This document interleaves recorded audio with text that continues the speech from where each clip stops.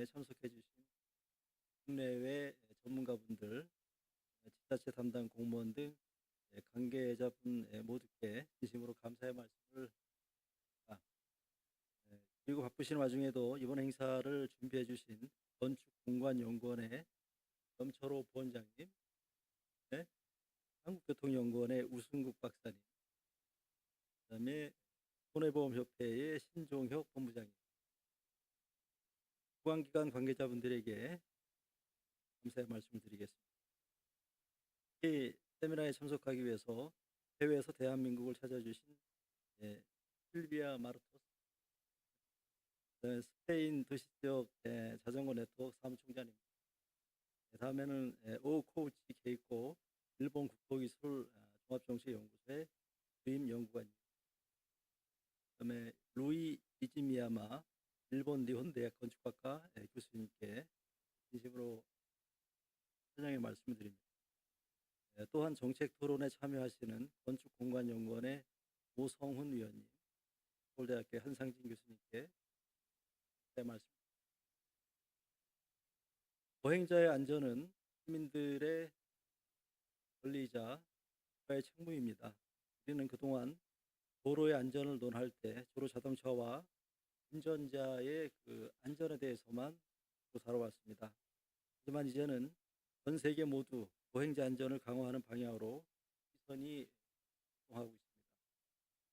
특히 교통 환경에서 가장 취약한 존재로 보호와 배려가 절실한 보행자들을 위한 안전대책 마련이 무엇보다 중요해지고 있습니다.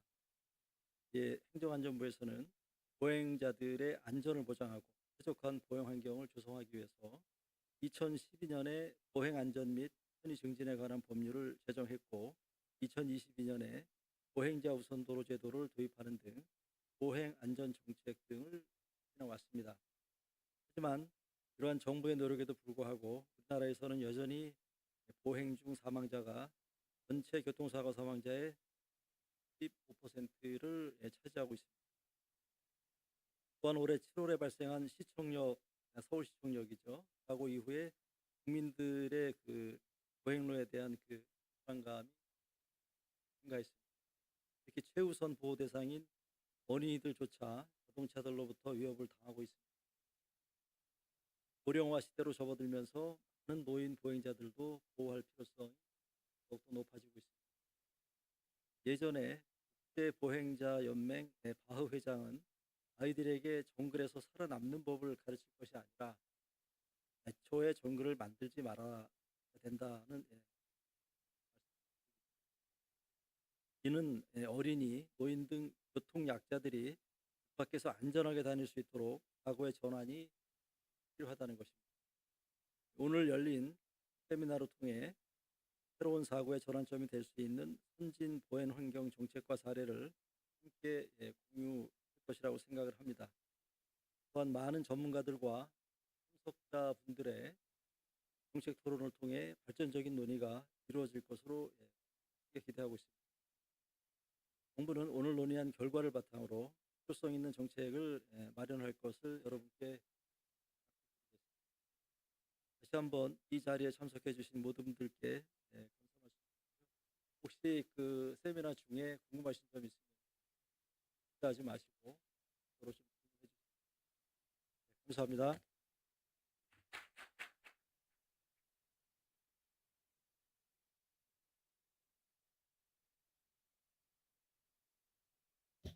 다음은 염철호 건축공간연구원 부원장님의 축사가 있겠습니다.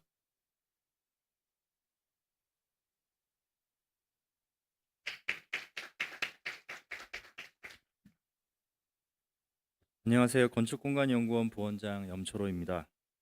올해 8회를 맞은 보행안전 국제세미나 개최를 진심으로 축하드립니다. 이 자리에 함께해 주신 모든 분들께 건축공간연구원을 대표해서 감사의 말씀을 전합니다. 보행안전 국제세미나는 국내외 전문가들과 관계기관, 실무자들이 한자리에 모여 보행안전 정책의 발전 방향과 구체적인 대안을 모색하는 뜻깊은 자리입니다. 그 여정에 저희 연구원이 함께 해왔다는 점에 감사함과 자부심을 느낍니다. 바쁘신 중에도 본 행사를 마련해 주시고 직접 참석하여 환영해 주신 행정안전부 이한경 본부장님 감사합니다. 또한 저희와 공동 주관 기관으로서 아낌없는 지원과 협력을 해주신 한국교통연구원과 손해보험협회 관계자분들께도 감사를 드립니다. 그리고 해외에서 사례와 경험을 공유해 주시기 위해 오늘 이 자리를 찾아주시고 동영상 발표를 해주실 해외 전문가 여러분, 그리고 토론에 참여해 주시는 국내 전문가분들께도 감사드립니다. 그동안 우리는 보행안전을 위한 제도와 인프라 개선에 힘써온 결과 교통사고로 인한 보행자 사상 피해는 꾸준히 줄어들고 있습니다. 이제는 국민의 눈높이에 맞추어 본질적인 부분에 대한 고려가 필요한 시점입니다. 보행은 우리가 일상생활을 영위하고 도시공간을 경험하는 가장 기본적인 수단이자 누구에게나 당연히 보장되어야 할 권리이기 때문입니다. 우리가 바라는 것은 어린이나 노인, 장애인도 걱정 없이 안심하고 걸을 수 있는 도시 환경, 자동차보다 보행자가 우선이 되는 도로교통 체계입니다. 매일의 평범한 일상 속에서 걷는 것이 가장 편리하고 즐거운 선택이 되고 걷기를 통해 우리 동네의 골목길과 숨겨진 보석 같은 공간들을 새롭게 발견하고 이웃과 만나고 소통하고 어우러질 기회가 더 많이 주어지기를 바랍니다. 그런 의미에서 오늘부터 시작되는 보행안전 주간, 보행자 우선도로 릴레이 캠페인, 제2기 보행안전 편의증진위원회 위촉 등 보행안전문의 확산과 정착을 위한 시도들이 더욱 반갑고 뜻깊게 다가옵니다. 오늘 세미나에서 우리와 비슷한 고민을 하고 있는 해외의 보행안전 사례로부터 경험과 성과를 공유함으로써 새로운 동기부여, 발상의 전환, 문제 해결의 실마리를 얻을 수 있기를 바랍니다. 그리고 나아가 실제 보행환경 개선의 현장에서 의미 있는 시도와 변화들로 이어지기를 기대합니다. 저희 연구원도 국민이 건강하고 행복한 일상을 지키고 걷기 좋은 가로와 도시 환경을 만드는 일에 더욱 열심히 함께 하겠습니다. 감사합니다.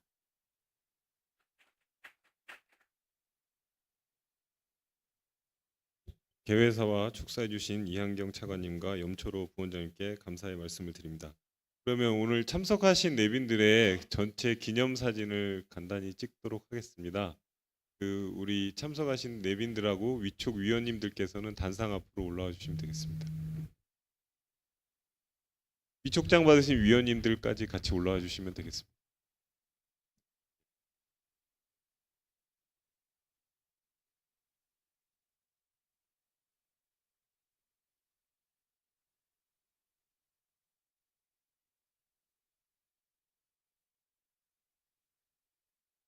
국장님도 함께 해주시죠.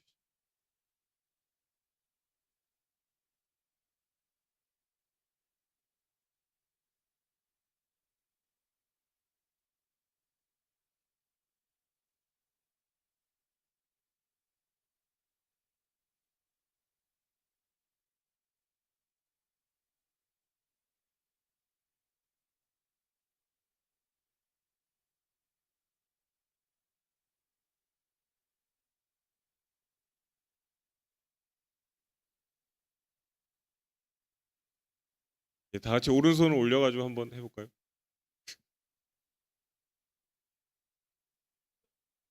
아, 이거 스몰 하트는 외국인들이 모르시는 분들이 있는데 하실 수 있죠, 그래.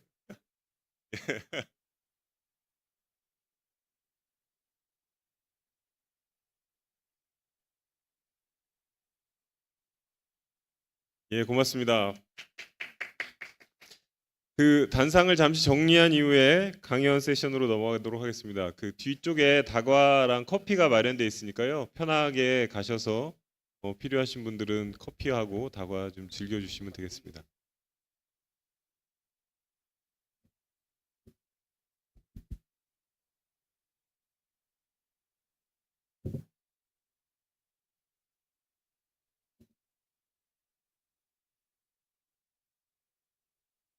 네, 안녕하세요. 강연 사회를 맡은 행정안전부 김지훈 사무관입니다. 지금부터 보행안전 국제 세미나 강연 세션을 시작하도록 하겠습니다. 첫 번째 세션은 어린이가 안전한 사회를 만들기 위한 제언이라는 주제로 해외 전문가분들의 발표가 있겠습니다. 첫 번째로 스페인 도시지역 자전거 네트워크 사무총장 실비아 마르토스님이 바르셀로나 학교를 지키자 주제로 강연하시겠습니다. 실비아 마르토스님께 박수 부탁드리겠습니다.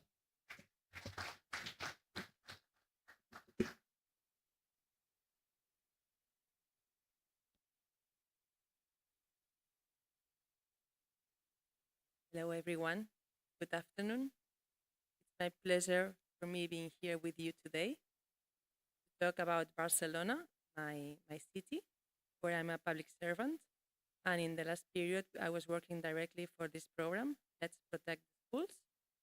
This is a program focused on our children to make city healthier, safer for them. The motivations for this project are these three big four: safety and visibility. Visibility has to do with safety, of course. Health and environment. Community engagement. This is also very important in our city. And finally, public space comfortability. As you know, maybe Barcelona is a very high-dense city, not as much as Seoul, but also very much. So public space is very important for us. 5 years ago, Hugo, a child of 5-year-old, was killed in front of his school by a motorbike. And our mayor in that moment, that was Ada Colau, she committed that this could never happen again. So this was this program to protect all the schools in Barcelona. In Barcelona, we've got near 600 schools from 0 years old until 18. And the commitment was protecting all the schools. You see the map of NO2 pollution here at the screen. And you can see that the city center, we've got problems of pollution. So this is also a reason. It's not only about safety, but also about health. We had a ranking criteria for all these 585 schools. First of all, we wanted to prioritize the ones nursery and primary schools from 0 to 12-year-old. Secondly, the police was telling us all the safety situation in all these schools. Third, in Barcelona, we've got 10 districts, and the districts could also request the city hall, which were the main ones to protect. Then the criteria was also about, of course, high pollution and noise. And finally, the schools with active communities, the ones that had active families, active scholar communities, they were also prioritized. We had a very ranged type of interventions that could go from reducing the car lanes from 2 to 1, for instance, also reducing the car parking space, sidewalk extensions that we will see, protective fences that are quite controversial. We might discuss about them. Also the signal of protect our schools. Our mayor said, everyone knows where is a parking place for the car. Why shouldn't we know where is a school? Street paint, as you will see, all these actions were mainly what we call tactical interventions. So they were interventions that could be removed in case they don't work. Of course, reductions in speed limit. At the main streets, we were going from 50 kilometers per hour to 30 kilometers per hour. And on the secondary streets, from 30 kilometers per hour to 20 kilometers per hour. Also, new public benches, greenery, and space games to make the public space more comfortable. Also, maybe sometimes changing some bus lines to avoid them in front of the school. Changes in traffic direction. Of course, traffic calming everywhere. And in some cases, at the main streets where we had speed limits problems, where cars didn't respect them, also putting some radars to check the speed limit. This was the signal to protect the schools, to make clear to the drivers that they were passing an area with children. And you can see here to the left and to the right one of the interventions at the school Antoni Brusi. This consisted in removing 2 car lanes for parking, but car could always drive here. Sometimes we are putting a fence when we were making the sidewalk enlargement. This fence is, in the end, is creating a very safe space and a very unsafe space. So this is sometimes it's necessary because if the cars have their own space, they will speed up. But we really prefer not to put the fence. Different types of sidewalk enlargement you will see here. In this case, we had a bike lane, and this sidewalk enlargement was for a secondary school, so we didn't need to put the fence in this case. This is a school street. It's very important what we see here, that the paint is on all the street, also at the part that the cars can go through. This is very important to make the car drivers aware that they are on a place where they don't have the priority. Another case of school street. As you see, cars can go here, but they really sit down. In the first week after this intervention, the families were asking us for a fence. They said, we want to make clear that this is a safe space. But we said, we shouldn't do that. Because if we put a fence here, we give the feeling to the car drivers that this is their own space, and that they can speed up. If we don't put a fence, they are in this mixed space, also because of the paint, you see, and they will be confused and they will sit down. And this was working, but the families first wanted the fence. We always need some time after this intervention to realize what's working, what's not working. But politicians sometimes don't want this time. So we really need to ask our politicians to be quiet, to wait for a few months, minimum 6 months, to see how everything works. You see here, we've got a mother breastfeeding in the middle of the street. Here you can see at these images the before picture and the after picture with the intervention. This one was quite amazing because the cars really took a lot of space. It's always removing car space. This is the key for all these interventions. Let's protect the schools, bike lanes, bus lanes, super blocks. In the end, it's the same. It's removing car space. And this is very difficult sometimes politically. When we didn't have the chance to reduce the car space for driving, then we did the chamfer enlargement.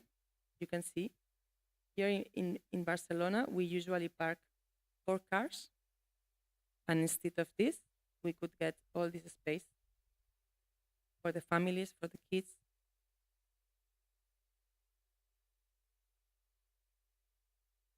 As you see, this is all low-cost interventions, and we could reach 200 schools.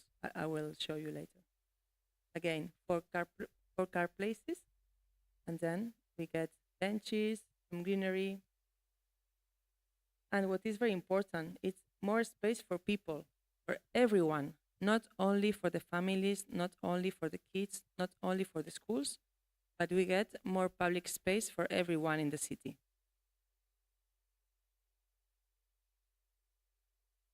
Also, for the elderly, in Spain, in Barcelona, we've got many elderly, every time more and more. And they need places to sit. Benches are basic for them to walk. So this is also a very nice program because in the end we get more space also for them. We also got more space for parking bikes. And what we did also was some European projects about creating new comfortable spaces for everyone. And we worked together with the school communities to create this kind of furniture. This was useful for seats also during the pandemic, for instance. And what you can see here is innovation. Well, you will say, why is it innovation? Because this is all made of sand, different levels of compactness, but it's all made of sand. And with these bricks of sand, kids could play. They could put them whenever they wanted, and after the intervention, we put them inside of the school, the playground in the school. We did all these kind of interventions together with the school communities, with the children. They could, for instance, here they could choose also what was the configuration of the tables and the benches.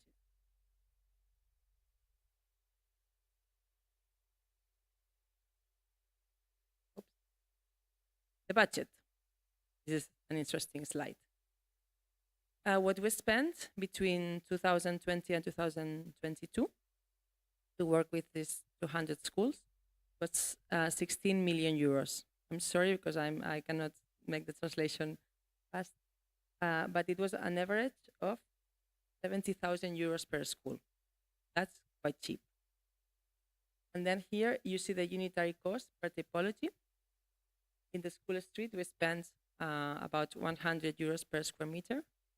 I have to tell you that the last interventions, structural interventions with superblocks, we spent 500 euros per square meter. Of course, the quality is not the same, the durability is not the same, but we can do much with less money. That's also very interesting of this program. The tactical interventions are interesting because they are cheap and because they are fast. Here you see the map of all the interventions we made in this period, near 200 schools, okay? And then the really nice thing of this program is that it's all about, spread all around the city. So it's like acupuncture, improving many different places in the city. Here the amount of students that were benefited. And I want you to look at this area. This is the area where I was born. This is the area where I went to primary school. And I will tell you something about this afterwards. Well, we wrote some research questions together with the academic fellows about the use. Do we observe more use of public space after the school street program? About play. Is there more play in the public space after this program? About the traffic. Is there a reduction in the traffic? About flow. Are there more pedestrians walking in these streets? And about NO2. Is there any improvement in air quality? So we analyzed these questions in all these schools from the year 2021 and also in all these schools from the year 2022. And then we had a control school where we hadn't made any intervention and the school with interventions. And then we were analyzing all these elements. And the results were the school streets have reduced the motor vehicle traffic by 90%, but the roads with partial closure, only 35%, for instance. Of course, the total closures are working much better, especially with cars. With motorbikes, they are very popular in Barcelona, as you maybe know. It's not so easy because they always try to enter the space. But the reduction was very interesting. We didn't observe any changes in the flow of pedestrians, specifically because of the program. But what we saw is that the use was much higher, 3 times higher in the streets with total street calming. Also, 4 times more children, young people also, and 3 times more girls. The girls use more public space when the cars are reduced. And well, this is the example of this specific school. 6% more girls, thanks to intervention. And here you see the heat maps on 3 of the schools, before and after intervention. You see, before and after the reducing the vehicle traffic. About play, we see 4 times more children playing in the streets with full closure. And about the NO2, about the pollution, well, it's lighter reduced, but it's not, of course, the best, the most important change. Also because the interventions are very small. So, and to reduce pollution, we need to take a broader base. So, 7 lessons learned from this analysis. First of all, let's protect the schools. It's creating more livable school environments. The second one, the full closure had, of course, better results. This is something that we could all guess, but also the data is telling this. The third one, the most use of the public space is on the afternoon, in the evening and afternoon, but not in the morning. In the morning is more or less the same. School streets are more likely to be inclusive environments. As we said, there's more gender balance, more children, especially girls. More children playing. This is something also key that we got from the results. Reduce traffic and improve equality. As I mentioned, this is not the main result of the program, but it's going in this direction. Of course, when we reduce car traffic, we reduce pollution, and also that we need this impact evaluation of these street transformations to know if we are going in the right direction. Here we get the reference of the academic researchers. You see all these people that was working for this analysis. And finally, I was interviewed some years ago by Michael Colville in this Life-Size City series. And I was saying, I don't know, there are kids playing in the street. Who can be against this? This is in Poblenou Superblock, in the Superblock that was the pilot one in 2016. Okay. But public space mean conflict.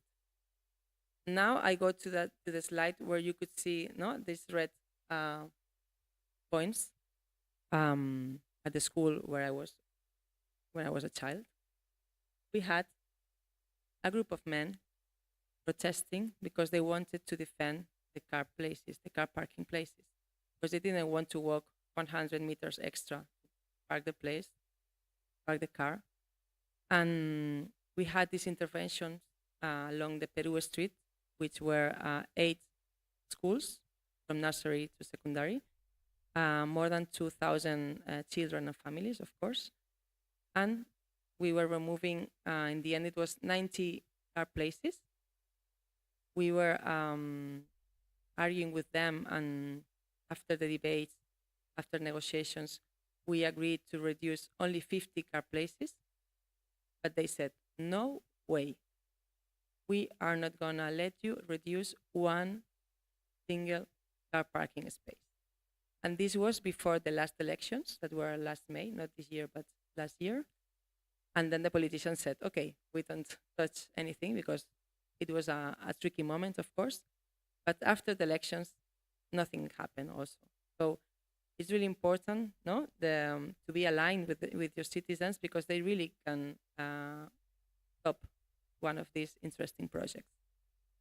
And public space means conflict again, and we shouldn't be scared of this. I mean, this is something that is happening everywhere in the world. When we touch the car, I was saying before with some colleagues of you, we have a democracy, but sometimes looks more like a carcracy. No, it's like, well, our democracy is based on the car ownership, and sometimes the car owners, they have a lot of power. I like to say that we should look at the cities that were designed in the last century, in the 20th century. Who was designing the cities? Probably white men that were always driving from A to B, that they didn't take care of children or elderly. Maybe I should ask sorry because I'm saying something that you don't agree, but maybe let's discuss about this. But I think it's really like that. And in Barcelona, in the last period, we had a mayor that was a woman, deputy mayor a woman, mobility councillor woman, general manager of the city council a woman, general manager of urban ecology a woman. I was a deputy chief architect, I'm a woman. A lot of women were in power while taking these decisions and these actions, super blocks, bike lanes, protecting the schools. And I think it has something to do with gender bias. Finally, we need the support from people. This is a picture from the Scholar Rebellion in Barcelona. That's a movement that was quite strong the last years. And they were asking more safe places. That means less cars. This is the only way in the city that we can handle this. In Barcelona, there's also a really nice movement now called Bici Bus that is also spreading all around the world. And it's just reclaiming the city to ride a bike safely with your kids, which is not that easy in such a dense city as Barcelona or Seoul. This is happening every Friday in some of these lines, every day in some others. Families take the streets to go to school. Police is protecting, is helping them. Well, and this is me. I'm a volunteer in this line, the Diagonal Bici Bus, and it's a really nice movement. And thank you very much for your attention. 네, 강연 감사드립니다. 간단하게 질의응답 시간을 갖도록 하겠습니다. 혹시 발표 내용에 관해서 질문하시고 싶은 분 있으시면 손을 들고 질문해 주시면 되겠습니다.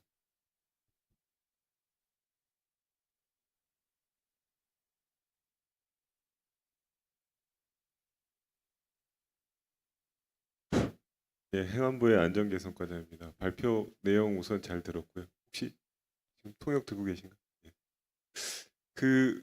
이 보행 안전과 관련된 발표에 대해서 매우 인상적으로 들었는데요. 특히 전후의 변화에 대해서 변화를 보는 것이 매우 즐거우면서도 인상적이었습니다. 네.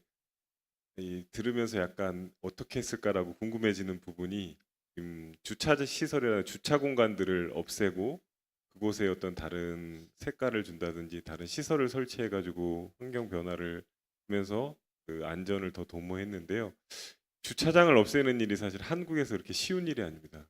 스페인에서도 이 부분에 대해서 아까 정치적인 얘기도 하셨는데 많은 반대가 있었을 것 같은데 이런 부분들을 어떻게 좀 극복하고 진행할 수 있었는지 첫 번째로 그것이 궁금하고 두 번째로는 오늘 발표해 주신 내용들이 전체적으로 이제 시설을 어떻게 설치하고 환경을 어떻게 바꾸냐의 문제에 조금 초점이 맞춰져 있는데 운전자들의 의식을 개선하는 파트도 되게 중요하다고 생각을 합니다. 그래서 시설 개선을 통해 운전자의 의식이 따라오게끔 하는 부분도 있지만 또 스페인에서는 운전자들이 좀 더 안전하고 보행자를 먼저 생각하는 그 어떤 의식 개선을 위해서는 어떤 정책들을 좀 하시고 있는지 두 가지 좀 답변해 주시면 고맙겠습니다.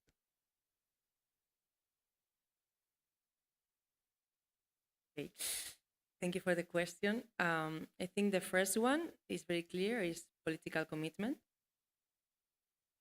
We need that politicians go in a very straight direction in this way, because fighting public space, changing the rules of public space is very difficult, because everyone, the behavior change that we need, the psychological behavior change, it's something really touchy, touching the emotions.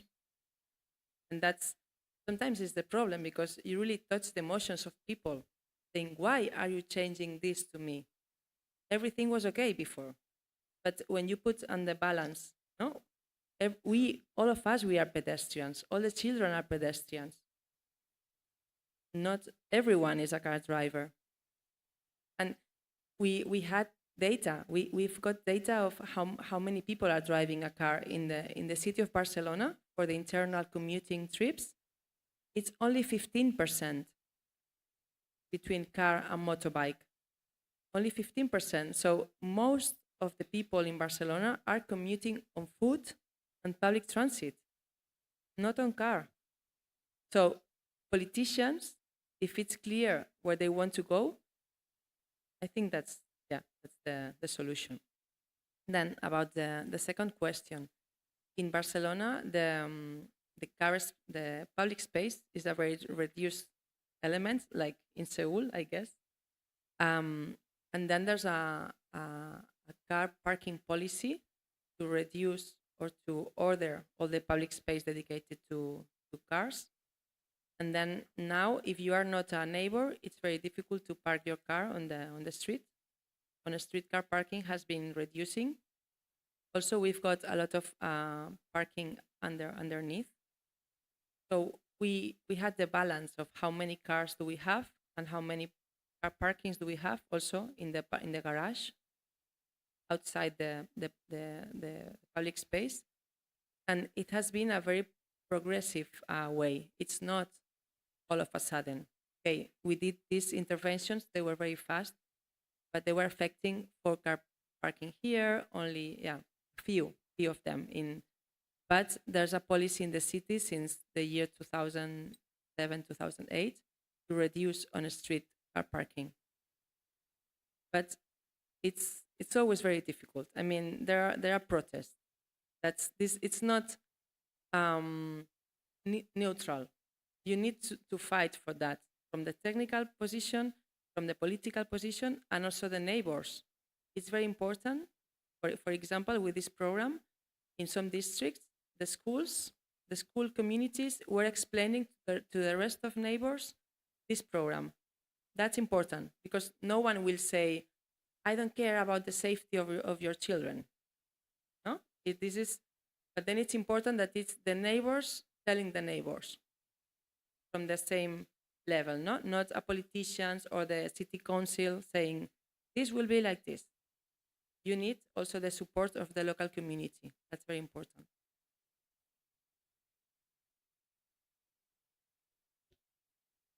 감사합니다. 혹시 또 질문하시고 싶은 분 없으실까요?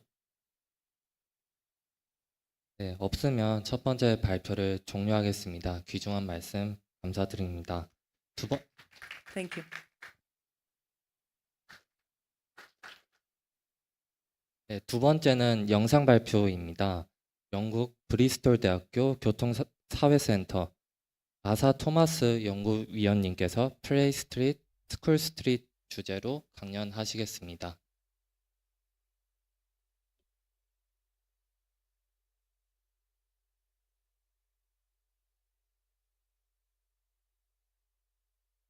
Hello, everyone. My name is Asa Thomas. I am a research fellow at the University of the West of England at the Centre for Transport and Society, and I recently completed my PhD at the University of Westminster in London, where I did some research on school street closures in the UK. I'm very honoured to be invited to speak at the International Pedestrian Safety Seminar. I'm very sad that I can't be there in person, but I'm hoping that my presentation will give you a bit of background on my research on school street closures and a more general introduction into the experience in the UK for how these schemes have been introduced and what their impacts have been. So let me just quickly share my screen and we can get started with that. So I think what's great is if we could start off with a bit of a background on, well, a bit of a kind of let you know a little bit about what I'm hoping to talk about here. So firstly, I want to kind of outline the evolution of school streets in the UK with a focus specifically on the London experience, which is where I did most of my research. I want to discuss some of the current evidence for their impacts, including some of my own research, but also the research of others, before highlighting some international examples and also some potential issues that might be considered that have arisen through the widespread introduction in the UK that future countries kind of embarking on this sort of procedure might want to keep in mind. So a little bit of background on travel to school in the UK. This is a 20-year span from the National Travel Survey. And we can see on the top, we have primary age children here. These are what I'm going to be focusing on today, because most school streets in the UK have been introduced at primary schools. And we can see that actually walking is the largest mode at primary school, and this is hovered around 50%, between that and 45% for the last 20 years. And driving is the other kind of most significant mode of travel, hovering between 40 and 45%. Again, over this 20-year span. As you can see, there has not been much change, and this is in spite of quite a lot of effort to increase walking specifically, but also cycling to school. So there hasn't been a lot of success in the UK in changing these dominant patterns. But there is a lot of walking that happens, and so that is something that is kind of a positive, especially in comparison to other countries where walking is more marginal. And one of the kind of key interventions that has emerged within the last 10 years has been the school street closure. And this has been embraced quite significantly. And you might say, what is a school street? And this is a quote from my own PhD thesis, where I kind of tried to define it a bit. And it says, although schemes vary, the term school street refers to a daily, time-limited, and recurring closure to the streets directly outside of a school. Typically, they exclude motor vehicles from the street for an hour in the morning and an hour in the afternoon. And residents of the street are exempted. And I'm going to just preface that by saying, or postscript that by saying that this is really a UK definition, and that there are differences internationally, which we'll get into in a little bit. So this is what the first school street in London looked like. This was installed in the London Borough of Camden, and it used a system to temporarily close the street of bollards that were able to be raised and lowered into the grooves in the street itself. So they went up for, in this case, 45 minutes at the drop-off and pickup times, and then they went down the street. So that was the first example that we had in London. And they sort of slowly emerged into something a little bit different. The one on the left is operated by uses a similar kind of concept where you have a removable barrier. But this one has a volunteer that is able to kind of close it and open it as it goes on. And that's to allow residents who need to access their homes by car to come in and out. On the right, we have one which is a camera scheme. And this has become the most dominant and the most prevalent way that these schemes have been enforced in London. So this is a automatic number plate recognition camera, and it will issue a fine to anyone who drives into the scheme during the closure times marked on the sign. This also uses the use of an automated camera, also means that there is a permitting scheme that all the license plates for those who live within them can use it. So that's a kind of automated permitting scheme as well. So residents are exempted from these closures. So this is kind of the two dominant ways that they have been conducted here in London, and there are some other examples to this. So on the left is one that where we have a full closure, so the street is completely closed, and on the right we have one that's signage only, so there's no other kinds of enforcement that are used. It is just a sign advising that the road is closed. And so there's these kind of very different levels of enforcement that goes on in some of these. And it's worth noting that outside of London, it's been more difficult for local authorities to get permission to use the camera to do the closure. So a lot of them look a little bit more like the ones on the right, perhaps having volunteers, as we saw previously, but sometimes just signage, nothing else. So one thing that I think is interesting to think about is what this looks like on a street network level. So this is a little sort of neighborhood street network in Hackney in northeast London, and this shows actually the scheme that involves two different schools. So it's Bethnal Primary School and St. Scholastica's Roman Catholic Primary School, and they have actually combined this into one whole scheme in which they've ended up closing 3 streets temporarily with signage and cameras at the entrance to each of these streets to provide a sort of scheme across the 2 schools as they're very close to each other. So this is sort of what it looks like on a road network level. And obviously these closures are only in place for the time marked on the signage. Now, the number of schemes in the UK, to give a bit of context for when they emerged, when I started doing my research on this in March 2020, there was about 60 schemes in London and a handful in other cities in the UK. But by September 2020, just after the beginning of the COVID-19 pandemic, this became a significant priority, and school streets were implemented at a really quite astounding rate. There was an additional 200 schemes by September 2020, and that kind of kept going. There's now over 600 schemes in London alone, which amounts to about 33% of the state-funded primary schools within the city. And if we take the country as a whole, where they increasingly are prevalent in regional cities and towns, we are likely over 1,000 schemes in total across the country, but it's difficult to know because we don't have an overall count. Now, there's been a lot of interest in these schemes from researchers, often within local governments, but also some like myself within academia. And one of the kind of key motivations for these, for introducing a school street, especially in London, where air quality and the health of children is one of the really most important factors that are mentioned, that parents are very concerned about. The Greater London Authority, which is the sort of regional strategic body for London, commissioned a consultancy to do a kind of evaluation of the air quality impacts of school streets using intervention and control schools, but unfortunately not before or after, so not a full experimental study. And they found that roughly there was a 23% reduction in nitrogen dioxide concentrations at the school street versus their comparator schools during the morning closure time, which results in a sort of 2% decrease if you extend that over a 24-hour period. So this is actually a very positive finding and kind of a lot larger than people were expecting. So there hasn't been any follow-up research on this topic, but it's ideally more will be needed. This is a positive early indication about the impact that these schemes are having on air quality.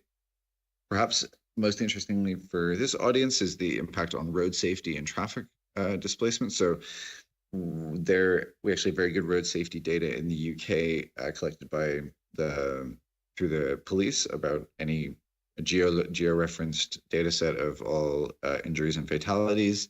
Unfortunately, or well, actually it is fortunate that we don't have so many injuries and fatalities near schools that we can actually do a significant study about the impacts of school street closures. So unfortunately, we haven't been able to use that data set, but there have been some researchers that have done observational studies looking at the interactions between pedestrians and vehicles at schools, particularly in Birmingham.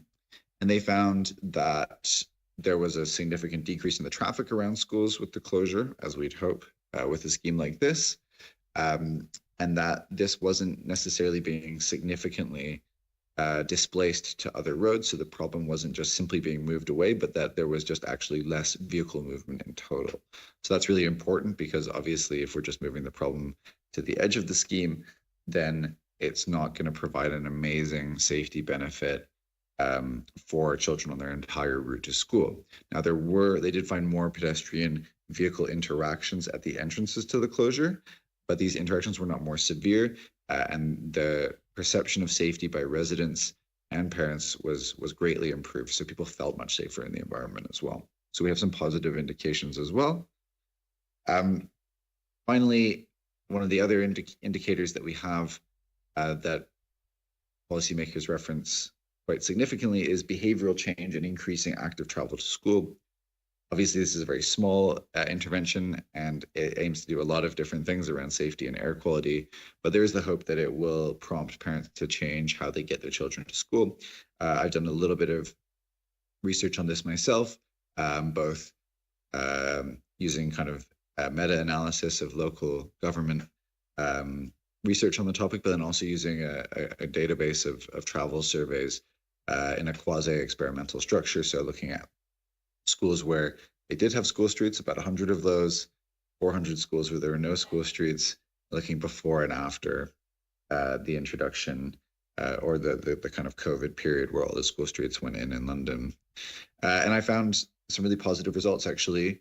So a overall 4.5% reduction, average reduction at a school street in private motor vehicle use in comparison to the control schools, and similar positive changes in rates of active travel.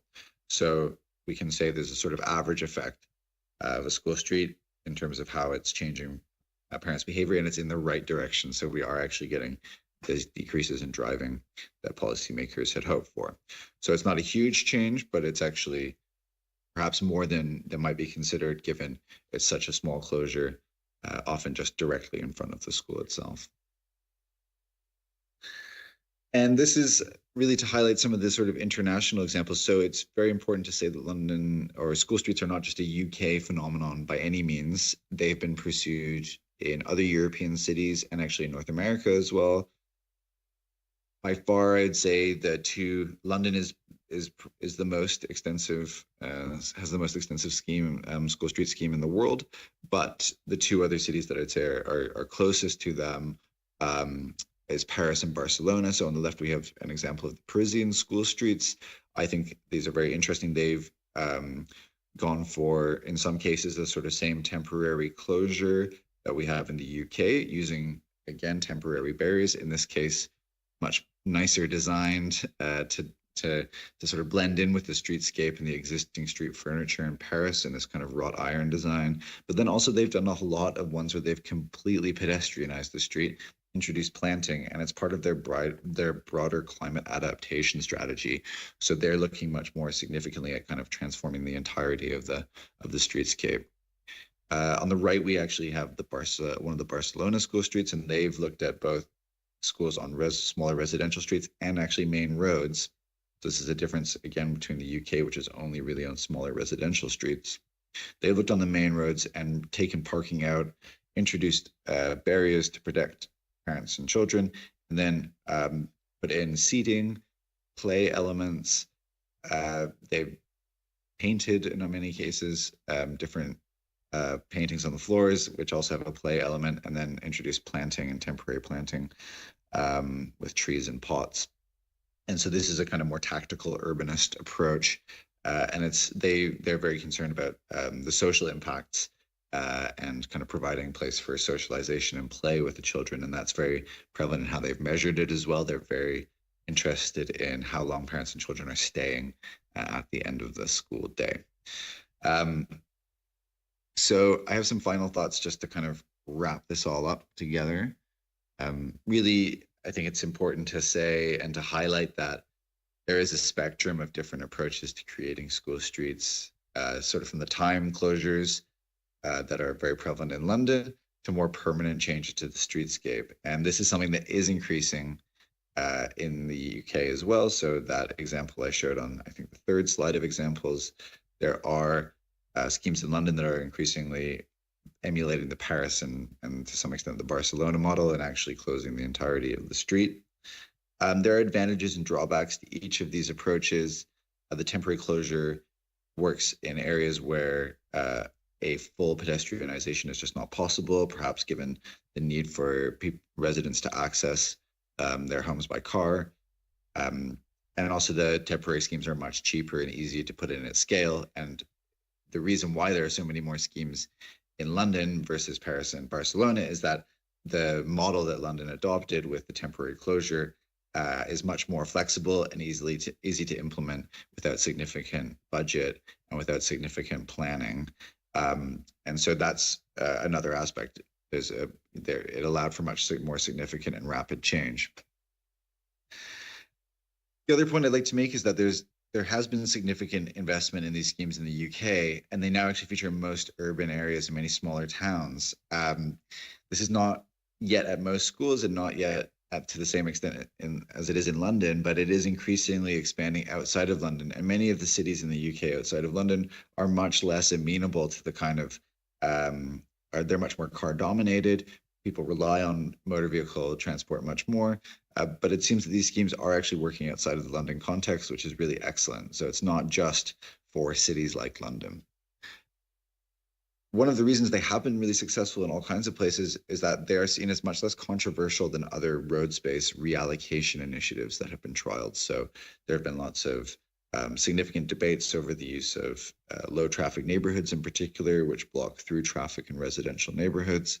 School streets have been seen both, I think, by residents who live in these areas, but also by politicians as much more palatable and as a way to kind of improve the environment and promote active travel without necessarily engaging in many of the kind of more fractious debates that have dogged other sorts of schemes. And that is kind of also part of why there's been a significant investment in them in the UK. But significant questions, I think, do remain about what to do at schools that are located on busier roads, where it's not always possible to close traffic. And this is also the case at secondary schools, where the transport needs are often very different. If we go back to the slide that I showed right at the beginning of the different mode share, we see that the transport at secondary schools is much more complicated. There is a policy need to address what is happening at those streets, which are also often very dangerous. So there are some questions that remain answering, perhaps the Barcelona model, which provides some ways to thinking about what can be done on the busier streets. And maybe that's something that needs to be adopted in London. And finally, I'd say recent research, as I have highlighted out here, has provided a kind of growing evidence base for their effectiveness along several different criteria. I mentioned air quality, road safety, and mode shift to active modes of travel here, but there are other impacts around the use of the pedestrians' use of space, social impacts, the impacts on the sort of perceptions and perceptions of the environment that parents have. These are all other impacts that people have looked at that are showing positive results. And we need a bit more work, I would say, to understand exactly what elements of these designs that are being put in are important to guaranteeing the sort of success that we see in some of the schemes that have been monitored. So not all the schemes I looked at saw increases in active travel to school, and we need some research to really figure out why that is and why some we see kind of really big changes. So that's the next stage for the research, and I'm hoping to be able to do that. And maybe one day I'll have a chance to come back and update you about what's happened with all of that. So in the meantime, I just want to say thank you so much for listening. I really appreciate the opportunity to talk about school street schemes. If you are interested in this topic at all and would like to get in touch, my email address is right there. And I'm always happy to speak about school street closures in the UK and all over the world. So thank you very much, and I hope you have a nice rest of the conference.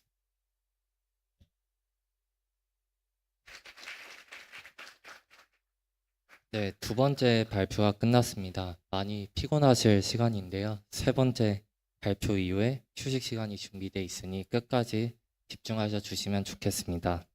세 번째 발표도 영상 발표입니다. 오스트리아 그라츠시 도시교통계획 가브리엘 헤르조그 팀장님께서 스쿨로드 주제로 강연하겠습니다.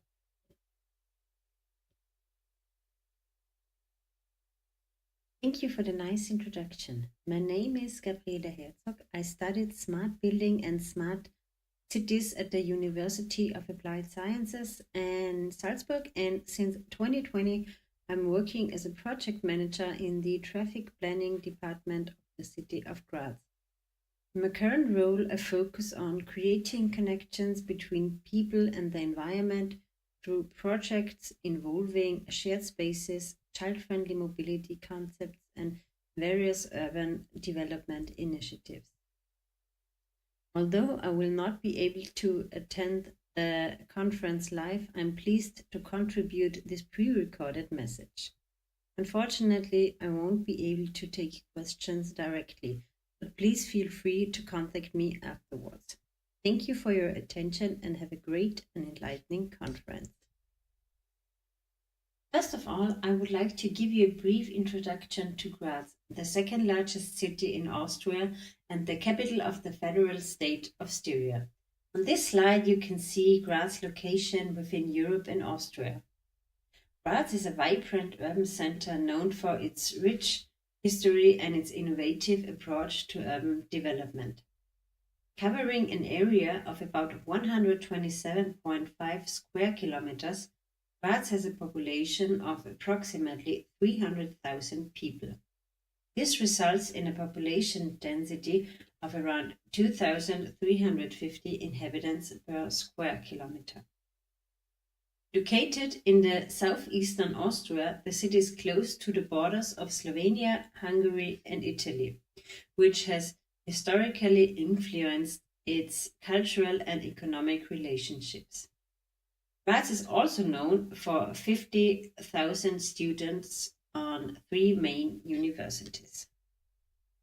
One of the defining aspects of Graz is its recognition as a UNESCO World Heritage Site. The city features a unique blend of medieval architecture and modern urban planning. Its urban layout is marked by a well-preserved historic center surrounded by newer residential and industrial areas. The road transport system in Graz is well developed, with a network of main arterial roads, ring roads, and a public transport system that includes both trams and buses. This supports efficient movement within the city and to the surrounding regions. The city's natural landscape, with the Mur River running through its center and hills framing its perimeter, creates unique challenges and opportunities for urban transport planning. These natural features act as barriers that shape how transport routes and infrastructure are distributed. In Graz, a 30 km/h speed limit has been enforced throughout the city since 1992. Graz was the first major city in Europe to introduce a general 30 km/h speed limit for almost the entire urban area. This speed limit was introduced to increase road safety, reduce noise, and improve the quality of life for city residents. There are exceptions on some main roads, so-called priority roads, where a higher speed is permitted, but the majority of the roads in Graz are subject to this regulation. Graz is also known for its commitment to sustainable mobility. This can be seen in the extensive network of cycling paths and pedestrian-friendly zones, showcasing the city's forward-thinking approach to transport and environmental awareness. Since you are already familiar with the key points of Graz, I would like to welcome you to the presentation on the decision to introduce school streets in Graz. To start with, I have a question for you. What do you think? How many children are brought to school by car? Unfortunately, I can do a live vote, but in Graz, this applies to 2 out of every 3 primary school children, although they often live in the immediate vicinity. This situation results in hustle and bustle and chaos before school starts, which is precisely the starting point of our project. The introduction of school streets is a pioneering project to make routes to school safer and more environmentally friendly. The high volume of traffic in front of schools often leads to traffic jams and increased stress and poses a safety risks. School streets are intended to tackle precisely these problems and make their journey to school more pleasant and safer for children. A key driver for this initiative was the growing congestion in front of schools at peak time. This created stressful, chaotic conditions for both parents and children and increased the risks of accidents and unsafe crossing situations for young students. In addition, growing awareness and concern among parents and educators about the negative effects of traffic-related air pollution on children's health underscored the need for immediate action. These combined factors underscored the urgency of prioritizing children's safety and well-being. In response, we developed and implemented the school roads policy in Graz.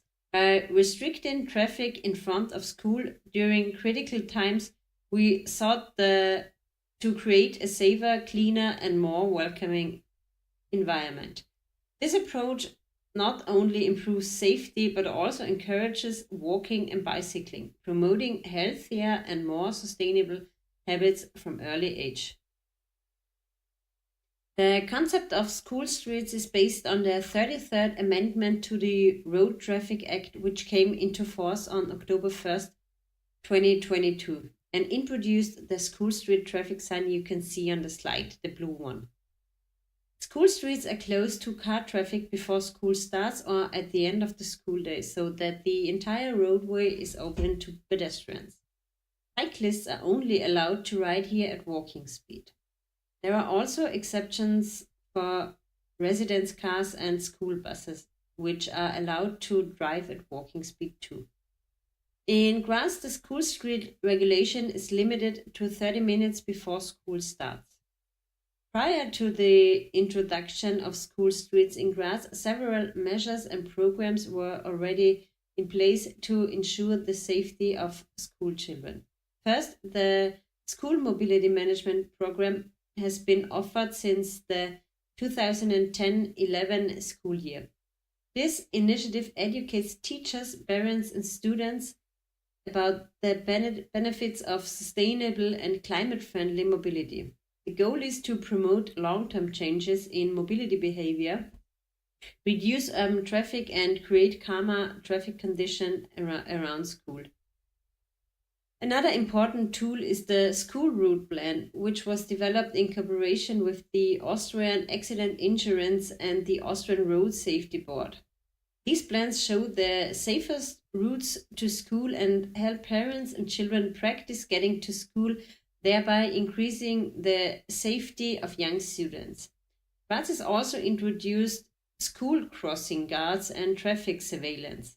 The city increased the number of crossing guards and improved sidewalk to increase safety on school routes. Measures such as dedicated drop-off zones for parents were also introduced to reduce congestion at schools. The basic measures and the legal inclusion of school routes in the traffic code paved the way to the School Streets initiative, which further improves the safety and well-being of children on the way to school. The city of Graz has established a clear and structured procedure for the implementation of school streets. To ensure fair implementation throughout the city, binding criteria were defined in cooperation with the relevant authorities.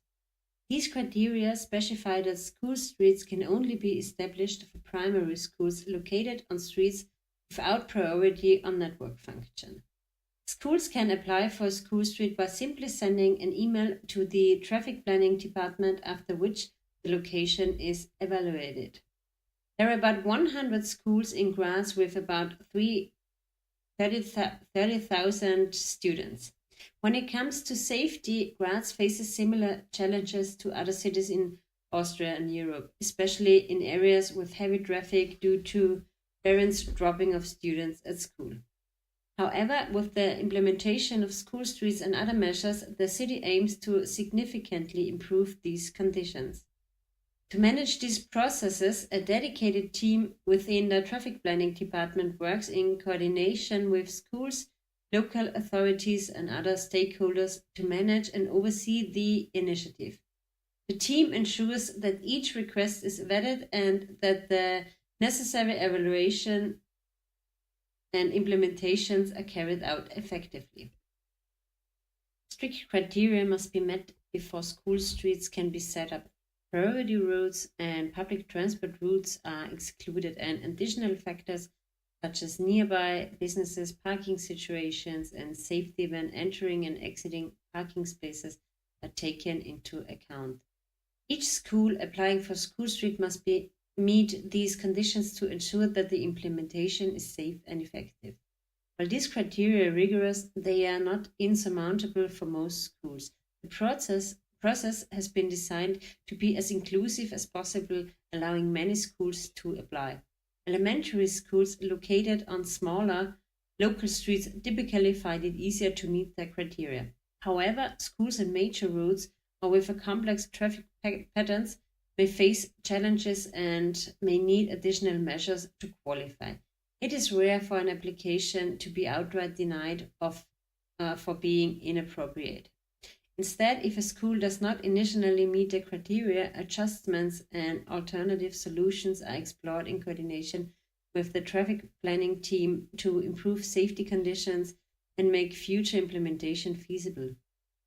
This procedure is not limited to a few selected schools, but it's available to all schools that meet the defined criteria. This procedure, in conjunction with the creation of an up-to-date school route plan for each applicant, ensures that each school route is implemented in the best possible and safest way and supports the goal of offering as many children in Graz as possible a safe way to get to school.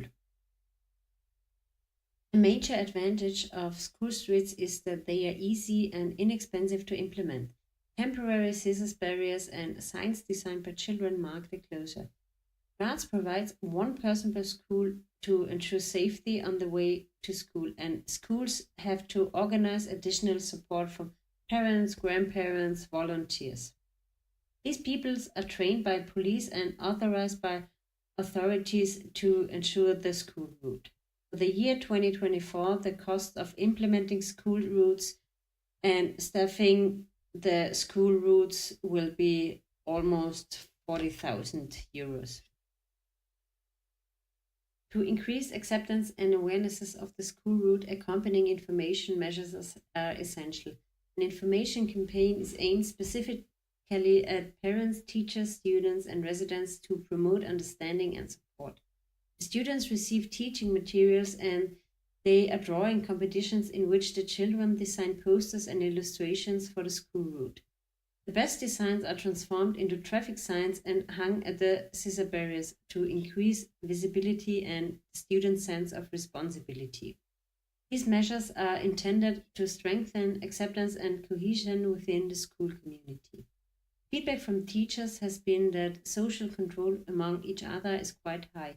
Kids and parents alike keep an eye on each other and report rule violations. Since residents are allowed to drive to their home, we have not encountered any resistance from them. They are informed about the measures in advance. By involving the school community and residents through campaigns and educational activities, we have succeeded in creating an inclusive environment that supports the goals of school safety without relying solely on repressive measures. For more information, including downloadable flyers, visit our homepage. The first school streets were created in 2023. In 2024, we implemented 4 school streets. These locations vary greatly from low-density single-family neighborhoods to classic high-density apartment blocks. In the east of the school streets areas, you will find the late 19th century neighborhoods and high-density housing, while the western part of the city is characterized by more single-family homes. For 2025, schools will again be able to apply for school streets with up to the 3 new ones planned in line with our policy. Here you can see a map of a school street with all the important areas. The roads marked in blue indicate school streets, which are restricted to traffic 30 minutes before school starts. At the top, you will see parent stops marked with an E, where parents can safely drop off their children. Parking the vehicle or accompanying the child to school is not intended here. Barriers and traffic signs temporarily cordon off the area from other traffic and create a safe space for the pupils. Residents who are registered in the school street area are allowed to drive to and from their properties at walking speed during these restricted times. This ensures that essential access for residents is maintained while prioritizing the safety of school children. The school routes were closely monitored through on-site inspections and continuous cooperation with the police. Parents were surveyed before and after the introduction of the school routes to measure modal split changes, while children in participating schools were surveyed directly by the Austrian Road Safety Board. For some schools, we also collected pre-implementation traffic data to establish a baseline for comparison. This comprehensive approach allowed us to evaluate effectiveness and ensure safety improvements. Graz has a dedicated traffic safety working group that deals with all the traffic safety and accidents prevention issues. This group played a crucial role in evaluating and improving the School Streets initiative. After implementation, regular on-site observations and evaluations were carried out by traffic experts and authorities to ensure continued safety and effectiveness. This structured monitoring ensures that we can maintain high safety standards and make necessary adjustments. The school streets had a uniformly positive effect across neighborhoods. While they were successful in both inner city and outlying areas, in high-density areas, more cyclists were observed using the school routes, sometimes causing conflicts. This prompted us to install a new signage to enforce walking speed. Consistent enforcement by safety personnel and the strategic use of scissor barriers were critical to the success of the school routes. Due to the positive feedback, the project will be further developed. The planning of the future school routes is carried out in close cooperation with the school administration and is supported by the Road Safety Council. Graz is continuously optimizing the policy and adapting it to the needs of school and students. We plan to implement further school streets in 2025 as envisaged in the policy. In summary, school streets in Graz make an important contribution to road safety and promote children's independence. The great effect was achieved here with simple, well-structured measures. Graz is a role model for child-friendly urban development and climate-friendly mobility. School streets are a trend-setting example of a safe and livable school environment. Thank you for your attention. I hope this gave you a good overview on the subject of school streets in Graz. If you have any further questions, please feel free to contact me. Enjoy the rest of the conference on pedestrian safety. Bye.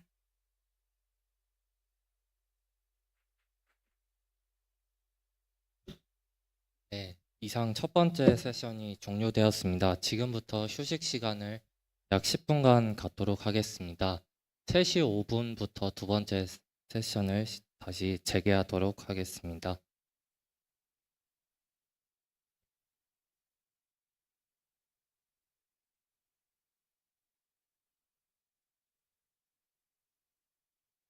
잠시 후 11월 11일 보행자의 날을 맞이해 보행 안심 시대를 알리는 선포식이 진행됩니다. 이번 선포식에서는 보행안전부 장관이 단상에 올라 직접 보행 안심 시대의 개막을 선포한다고 합니다. 천문고안 속에 감춰진 보행안전부 장관의 정책, 이에 대한 국민적 관심이 아주 높은 상태인데요. 바로 지금 장관님께서 입장하고 계십니다.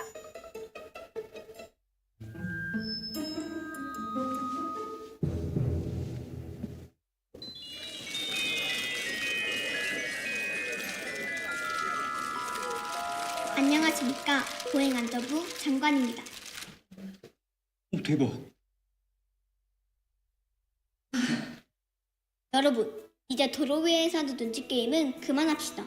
언제까지 자동차가 보행자보다 우선시 되어야 합니까? 보행자는 자동차보다 자꾸 느립니다. 알아서 피하겠지라는 안일한 생각이 보행자 교통사고를 만듭니다. 맞아. 이걸 어떻게 피해? 보행자의 안전을 위협하는 운전은 그만! 골목길에서는 항상 주변을 잘 살피며 운전해야 합니다. 저런 적 있다고? 진짜? 경적을 울리기 전 생각해봅시다. 사람을 향해 그렇게 경적을 울리면 누구나 깜짝 놀라지 않겠습니까? 나도 그랬어. 진짜 믿어. 이젠 우리 모두가 지켜야 할 때입니다. 차가 아닌 보행자가 우선시 될 때 우리는 안심할 수 있습니다. 조금 느리고 불편해도 안전하니까, 안심되니까. 언제 어디서나 안심하고 보행할 수 있는 세상. 오늘 이 자리에서 보행 안전을 넘어 보행 안심이 되는 보행 안심 시대를 선포합니다.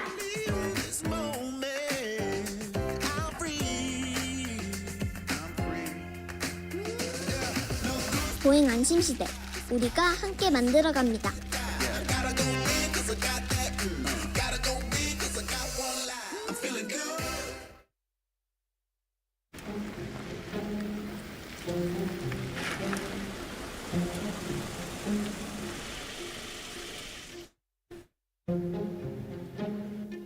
장관님, 이거 한번 보셔야 될 것 같습니다. 교통사고 사망자 대부분이 보행 중 발생하는 것으로. 이렇게는 안 돼. 진짜 변화가 필요하다고.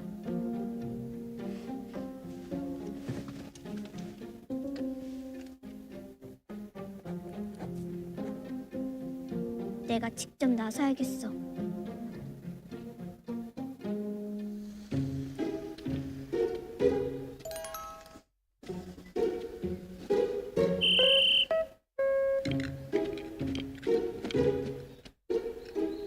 보행 중 스마트폰 사용은 위험해요. 보행 주의를 분산시켜 돌발 사항에 대한 대처가 어렵고 다른 사람의 보행에도 불편을 줄 수 있다고요. 아, 예. 장관님, 앞으로 조심하겠습니다.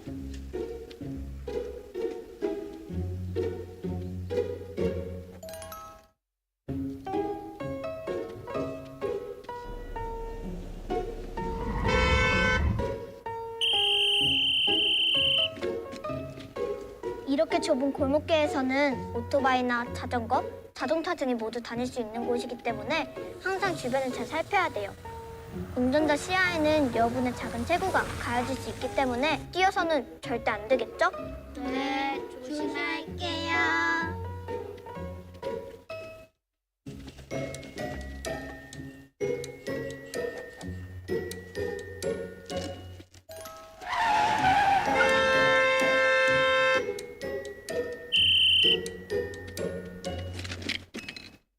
아무리 바쁜 일이 있어도 꼭 횡단보도를 이용하여 도로를 건너셔야 해요.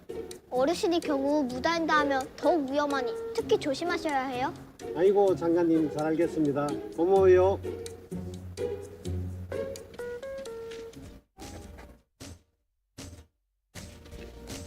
사소한 수칙을 지켰을 뿐인데 모두가 안전해졌어.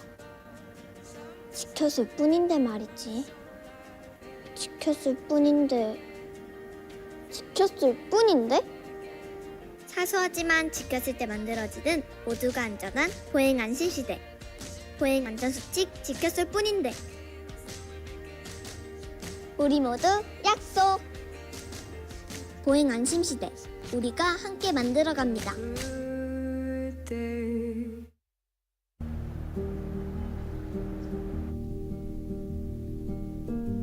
지난해 분명 보행자 우선도로에 대해 알렸는데 아직도 많은 사람들이 잘 모르고 있는 것 같단 말이지. 모두의 안전을 위해 이번에는 보행자 우선도로를 구분하는 법과 보행자 우선도로에서의 올바른 보행 안전 수칙에 대해 알려야겠어. 혹시 지금 걷고 있는 이곳이 어딘지 아시나요? 그냥 평소에 늘 걷던 골목길인데요. 그렇다면 저 표지판은 어떤 표시인지 아시나요? 저 표지판은 바로 보행자 우선도로 표지판입니다. 아, 그럼 이 길이 보행자 우선도로인 거군요? 맞습니다. 보행자 우선도로 표지는 표지판뿐만 아니라 도로 표면에 보행자 우선도로라고 적혀진 글자 등을 통해 알 수 있답니다. 2022년 7월 12일부터 시행된 보행자 우선도로는 차도와 보도가 분리되지 아니한 도로에서 보행자의 안전과 편의를 보장하기 위하여 차량보다 보행자 통행이 우선하도록 지정한 도로입니다. 보행자 우선 도로에서는 운전자뿐만 아니라 보행자도 안전수칙을 지켜야 합니다. 그럼 보행자 우선 도로에서 보행자는 하나, 주위를 살피면서 걷기. 둘, 보행 중 휴대폰과 이어폰 사용하지 않기. 그럼 보행자 우선 도로에서 운전자는 하나, 보행자와의 안전거리 유지하기. 둘, 보행자의 통행을 방해하지 않도록 서행 또는 일시정지하기. 셋, 보행자가 깜짝 놀랄 수 있으므로 클락슨을 울리면 안 돼요. 교통사고 대부분 보도와 차도가 미분리된 도로에서 발생하는 만큼 안전한 보행 환경을 위해 우리 모두가 노력해야 하는데요. 보행자 우선 도로에서의 보행 안전 수칙 잊지 말고 꼭 지켜주세요. 보행 안전을 넘어 안심이 되는 보행 안심 시대 우리가 함께 만들어 갑니다. 잠시 후 11월 11일 보행자의 날을 맞이해 보행 안심 시대를 알리는 선포식이 진행됩니다. 이번 선포식에서는 보행안전부 장관이 단상에 올라 직접 보행 안심 시대의 개막을 선포한다고 합니다.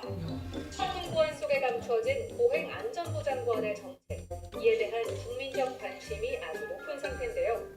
바로 지금 장관님께서 입장하고 계십니다.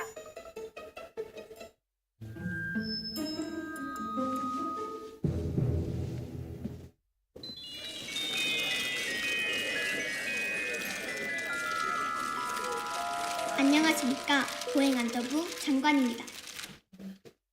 대박. 여러분, 이제 도로 위에서도 눈치 게임은 그만합시다. 언제까지 자동차가 보행자보다 우선시 되어야 합니까?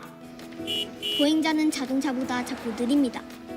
알아서 피하겠지라는 안일한 생각이 보행자 교통사고를 만듭니다. 맞아. 이걸 어떻게 피해? 보행자의 안전을 위협하는 운전은 그만!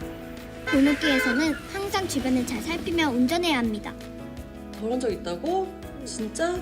경적을 울리기 전 생각해봅시다. 사람을 향해 그렇게 경적을 울리면 누구나 깜짝 놀라지 않겠습니까? 나도 그랬어. 진짜 믿어. 이젠 우리 모두가 지켜야 할 때입니다. 차가 아닌 보행자가 우선시 될 때 우리는 안심할 수 있습니다. 조금 느리고 불편해도 안전하니까, 안심되니까. 언제 어디서나 안심하고 보행할 수 있는 세상. 오늘 이 자리에서 보행 안전을 넘어 보행 안심이 되는 보행 안시 시대를 선포합니다.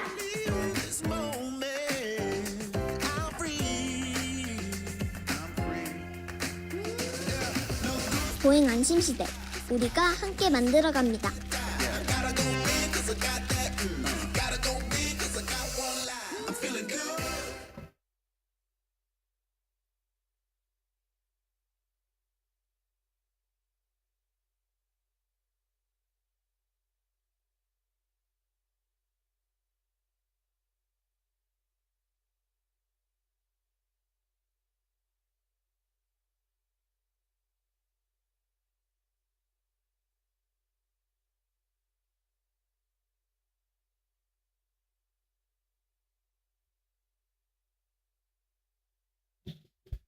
네, 곧 국제 세미나가 다시 시작되니 참석자분들께서는 착석해 주시기 바랍니다.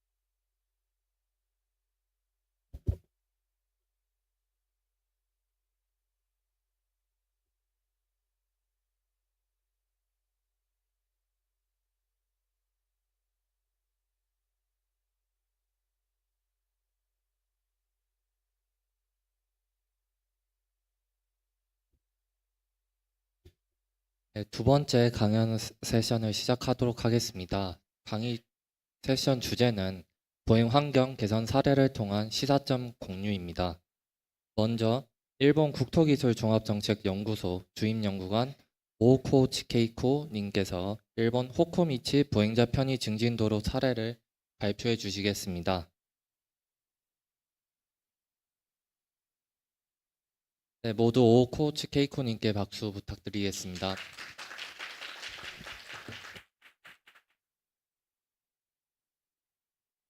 ご紹介ありがとうございます。アンニョンハシムニカ。皆さん、こんにちは。私は日本の国土交通省の研究機関である国土技術政策総合研究所から参りました大河内恵子と申します。本日は人中心の道を題して日本のほこ道制度の紹介をしたいと思います。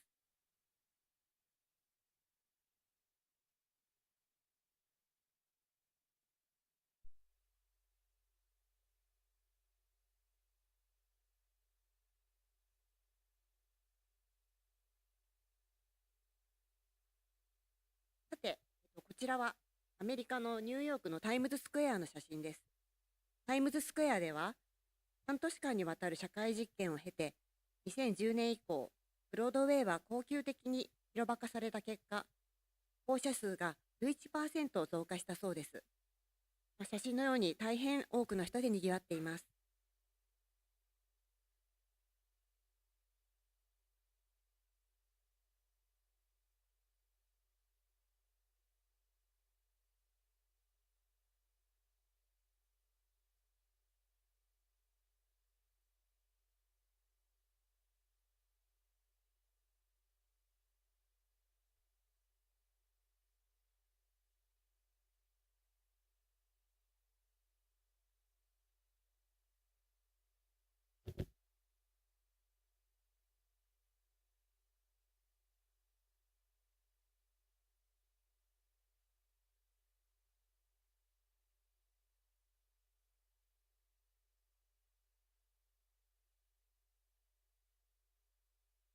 続きまして、こちらは日本の東京駅の皇居側にあるオフィス街にある丸の内中通りという道路です。ここでは写真のように車道部分を公園のようにしたりですね、こうやってロボットが移動販売をしたり、積極的な道路空間の活用を行っています。続いての写真は、東京の都心の企業や行政機関が集まる虎ノ門近くの歩道です。こちらは歩道上に移動販売車を停車させまして営業しています。歩道を通行する人が立ち寄って滞留することでにぎわいをもたらしています。またこちらは東京の南にある横浜の写真です。公園のように見えるエリアは実は車道で、普段は車が通行しています。車道を通行規制によって車両の通行を禁止し、人工芝を敷いて歩行者が使用できるイベントを開催しています。道路がまるで公園のように使われております。また、こちらは同じ道路の歩道部分です。椅子やテントを置いてオープンカフェのようになっておりまして、歩行者が休憩したり飲食をしたりすることができる空間となっております。続いてこちらは大阪のメインストリートである御堂筋です。人がたくさんいる部分はもともと車道だったんですけれども、道路空間を再編し、歩道を拡幅して人が中心の道路に生まれ変わりました。こちらは、世界文化遺産の姫路城と姫路駅を結ぶ道路です。この広い歩道にテーブルや椅子を配置しまして、それぞれが外で思い思いに過ごしております。日本ではこのようにご紹介した写真のように人中心の道路への回帰する動きがありまして、日本各地で道路空間の利活用が進められております。人中心の道路を目指す背景の一つとして、2020年6月に国土交通省の審議会において2040年道路の景色が変わると題した道路政策ビジョンを取りまとめました。英語版もありますので、後ほどご覧いただければと存じます。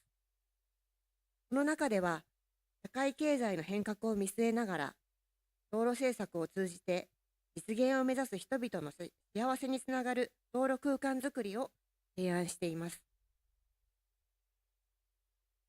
例えば、このビジョンの中では、こういったイラストのように、道路上にソファーを設置してくつろいだり、大道芸などのイベントを行ったり、移動型の店舗を設置するなどして、もともと車両が通行する空間を含めて、道路の全部の断面を活用し、人中心の空間として再生した街のメインストリートを示しています。このように、行きたくなる、いたくなる、美しい道路に生まれ変わり、にぎわいにあふれたコミュニティを創造することを目指しています。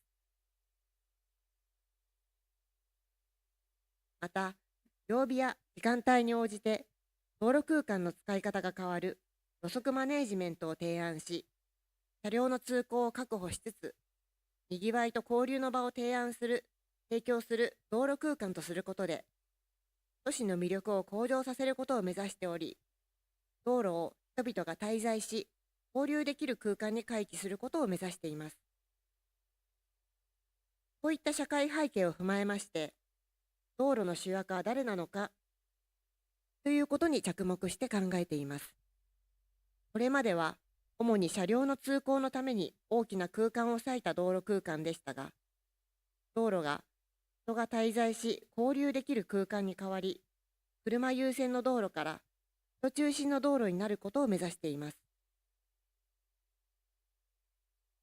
人中心の道路の実現に向けた方向性として、先ほど説明した道路政策のビジョン2040年道路の景色が変わるにおいて、道路を人々が滞在し、交流できる空間に回帰することが提示されました。そして、道路空間を街の活性化に活用したいなど、道路へ新たなニーズを実現するため、人中心の道路空間を構築する小道制度を2020年の11月に創設しました。道路空間を人が快適に過ごし、滞留、にぎわいを生む柔軟な利活用を促す制度の創設に取り組んでいます。さらに、歩道に加えて、路肩の柔軟な活用、さらには道路全断面で歩行者優先で通行できる道路など、人中心の道路を実現する空間の創出について検討が進んでいます。そこで、生活道路における安全安心な通行空間の確保など、歩行者が優先される道づくりを目指しています。人中心の道路の実現に向けた道路空間の利活用の方法は、こちらのイラストに示すように、カーブサイドマネージメント、歩車共存道路、道路全断面を活用した歩行者優先専用道路などがありますが、今日は左上の歩行道について説明いたします。歩行道は正式には歩行者利便増進道路といいます。道路空間を街の活性化に活用したい、歩道にカフェやベンチを置いてゆっくり滞在できる空間にしたいといった道路への新しいニーズが高まっている中、ビジョン実現に向けて歩行者利便増進道路制度を2020年に創設しました。この制度は、にぎわいのある道路空間を構築するための道路を指定し、指定された道路における空間の柔軟な利活用を促す制度です。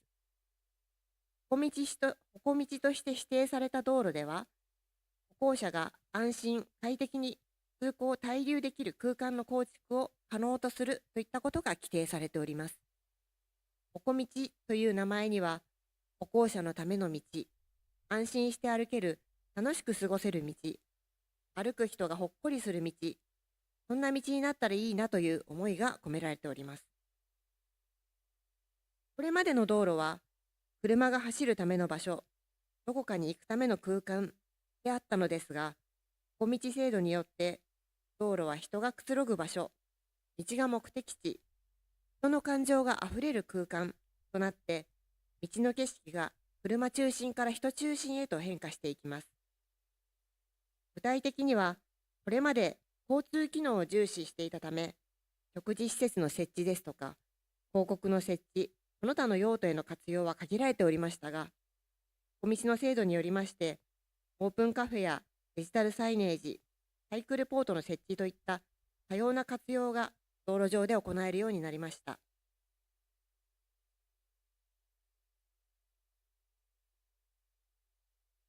小道に指定されることによってできるようになったことを整理しますと、一つは椅子やパラソル、フードトラックなどの歩行者のためになるものを歩道に置くことができるようになった。二つ目は、道路を専用するものを公募できるので、地域に合わせたアイデアや工夫が生まれやすくなりました。そして三つ目は、専用期間は最長で20年となりまして、長期間の専用ができるようになりました。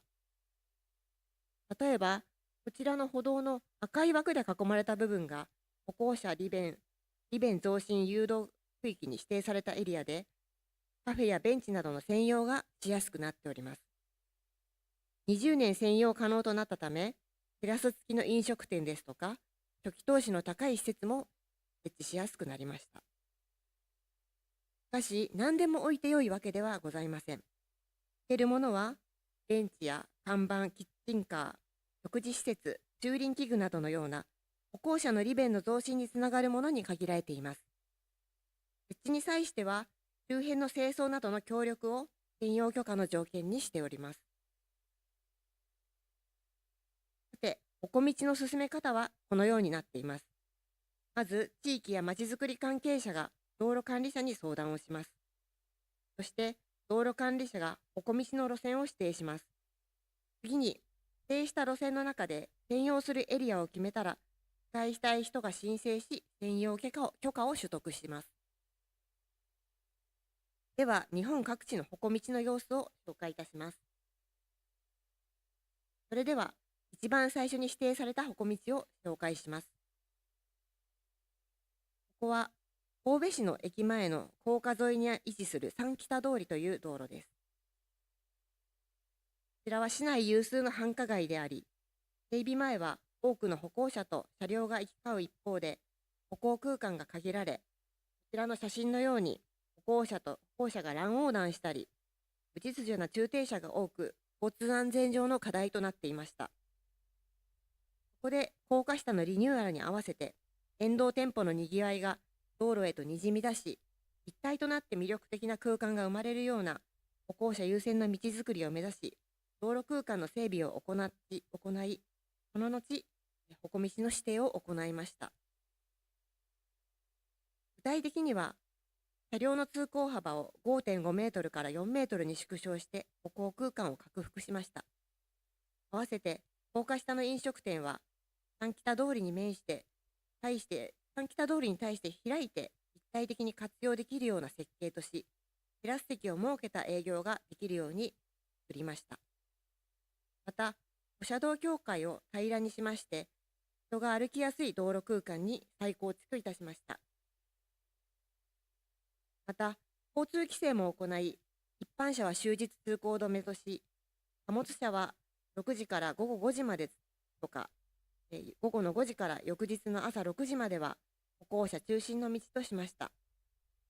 沿道に飲食店などのお店が多いこともあって、貨物車専用の荷さばきスペースを設け、歩車共存を図った構造としています。以上のような空間整備後は、こちらの写真のように、人が安心して歩ける、にぎわいのある空間に生まれ変わりました。小道に指定されているため、椅子やテーブル、パラソルを設置して、飲食店の席を設けることができ、お店の活気が街ににじみ出しています。こちら、車道に荷さばきをする貨物車が停車していますが、一般車両は通行しておりません。一方、貨物車が通行禁止となった夜の様子です。車道の明確な境がなくなったことで、車道部分にも人が歩いていて、にぎわいのある空間となっています。こ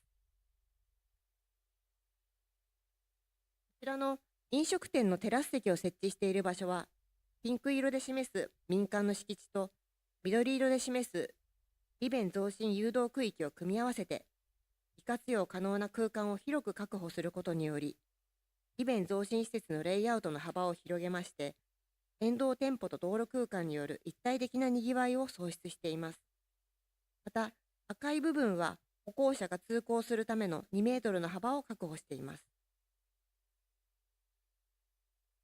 続いては、車道を減らして人のための道路空間を創出した事例です。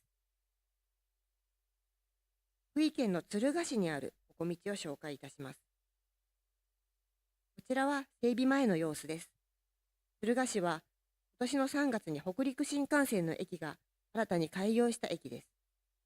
新幹線の開業に向けて中心市街地の活性化に寄与する道路空間の再編や公共空間を活用したにぎわいづくりに向けた検討が行われてきました。また、歩行者、電車が関係する事故が多い区間であったことから、にぎわいを楽しみながら回遊できる歩行空間の形成と歩行者、自転車の安全性を高めることを目的として、道路空間の再編による歩道拡幅と景観整備を行うことといたしました。ここで車線数を4車線から2車線へ変更し、歩道の拡幅と自転車通行空間の整備を行い、小道の指定を行いました。また、荷さばきスペースが減少することを懸念する声があったことから、バス停を4カ所から3カ所に削減するなどを工夫して、荷さばきスペースを確保いたしました。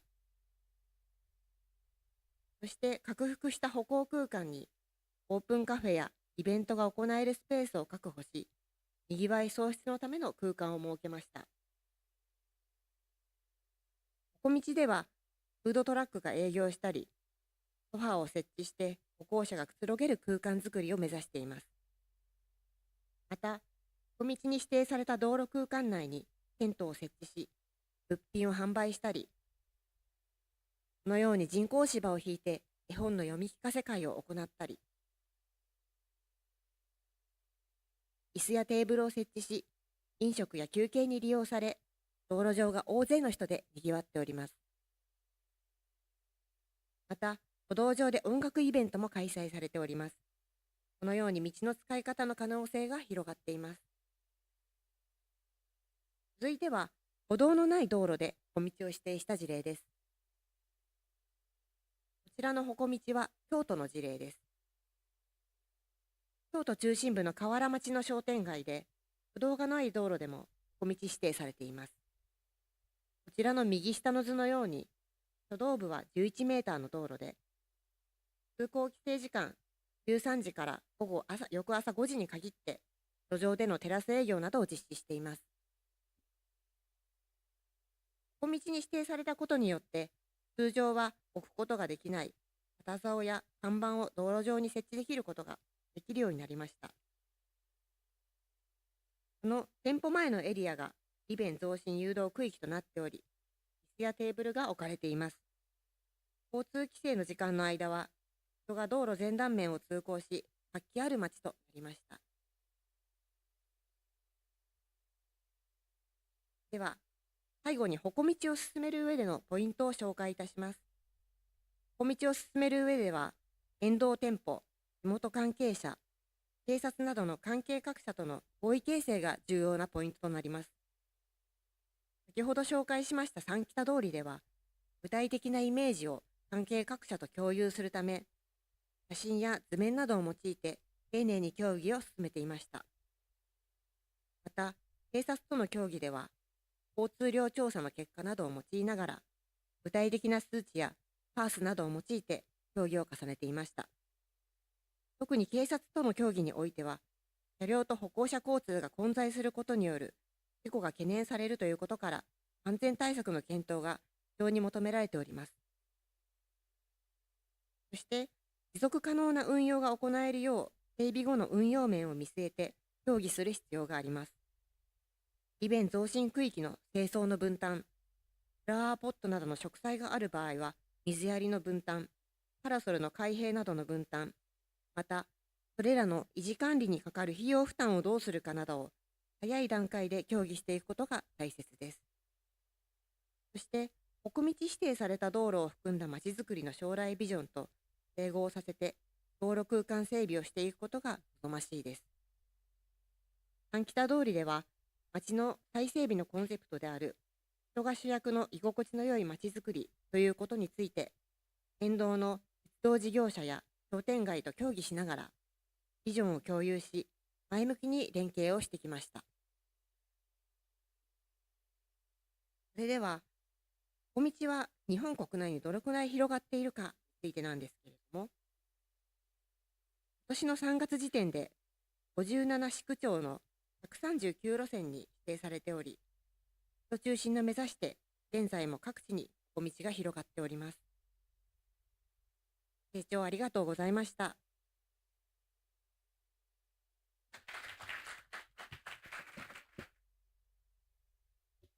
네, 호코미치 보행자 편의 증진 도로를 중심으로 발표해 주셨습니다.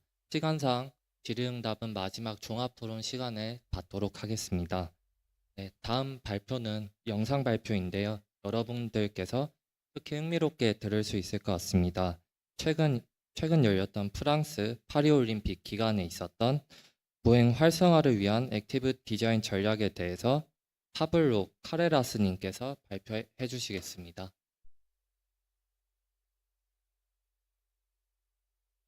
Hello everyone, I am Pablo Carreras. I am a Sustainable Mobility and Healthy Cities Consultant in Codra Conseil, which is a consultant company in Paris, France. So first of all, I would like to thank you for inviting me to this international seminar on pedestrian safety in South Korea, and I hope next time I will be able to meet you in person. So this is a presentation that I made some weeks ago in the Walk 21 International Conference on Walking in Lisbon, Portugal. And I expanded it with some new examples for this seminar. So in the Walk 21 conference, I met one of the representatives of the Architecture and Urban Research Institute of South Korea, and she kindly invited me to this seminar. So I would like to thank her and all the organizers, of course. So this presentation is about the Paris 2024 Olympic Games and how put this important international sports event encourage walking in Paris, but also in other French cities, especially through active design measures. So first of all, what is active design? Active design is a public space and building design concept aiming to promote physical activity and sports practice in a free and spontaneous way, open to everyone. The idea is to reintroduce physical activity into the everyday life of people by redesigning their public space. This is a North American concept. It has developed in the years 2010, especially in New York and Montreal, and is currently being developed in several European cities, especially in France. This has a preventive and positive approach to public health. The idea is to fight sedentary lifestyle and chronic diseases and to support healthy choices such as moving more and better. This approach is directed at two types of people, people who are away from sports, but also people who already practice sports. But the most beneficial effect is for people who are away from sports because this person can start to make a new moderate physical activity. Active design includes active mobility measures such as pedestrian routes or bike lanes, but also play and recreative measures such as a new public space in front of a school. The idea is to get physical activity out of sport facilities into everyday urban public spaces to promote physical activity by everyone. So, in my opinion, active design has two dimensions. The first one is to create a new place of destination. Here you can see an example in Paris where a former space which was abandoned, a small space between two buildings, has been transformed into a new basketball playground to encourage physical activity by young people. The other dimension is to improve and activate pedestrian routes. Here you can see an interesting example of the city of Nantes that has developed a green line which connects every main facility and destination in the city, for example, train stations, cultural activities, art installations, etc., in order to promote walking, especially for visitors and tourists. I will show some examples, first in Paris and then in other cities of active design. The first, maybe the most well-known example of active design in Paris is Paris Plage. Paris Plage is the pedestrianization of the river banks, which were a highway and has been transformed into a public space. In the first period, this was done as a temporary measure in the summer, just in the summer, and then has been gradually transformed into a definitive measure from 2018. The river banks have been definitively pedestrianized. So this has a huge success among people. It attracts a large number of visitors during the summer. And even if now the banks of the Seine have been definitively pedestrianized, Paris Plage continues as a summer festival with sports activities, music concerts, and also sports activities for children. So this is a very interesting project, not just because it has allowed to transform a highway into a public space, but also because it has an emblematic role. It has allowed to change the people's perception about space, and it has contributed to transform other public spaces in the city from highways to public space. I will show some pictures of this year's Paris Plage event with the Olympic Games theme. Here are several activities. Sport for children, of course. It strongly encourages physical activity. Also cycling and walking, with a very large number of visitors in the summer. The second example in Paris is the school streets. School streets consist in the pedestrianization and the games installation in front of schools. School streets is a comprehensive street transformation program at the city level. The main goals are to secure school streets and to fight pollution, but also to encourage active mobility for children. The idea is to transform the road space in front of the school into playground and green space through the redesign of the street. So today there are 200 school streets, of which 70 were completely redesigned, and the others were just closed for cars. So, this is not just a street level project, more like a neighborhood project, because this allows to create a new central public space which functions all the time, even during weekends. So this is most of the times the school street is like the start of the redesign of the whole neighborhood by creating a new public space. I will show some pictures of this school street. Here you can see how the street is completely closed to cars. It's just open to emergency vehicles. You can see the same street with the paintings in the ground and the green space.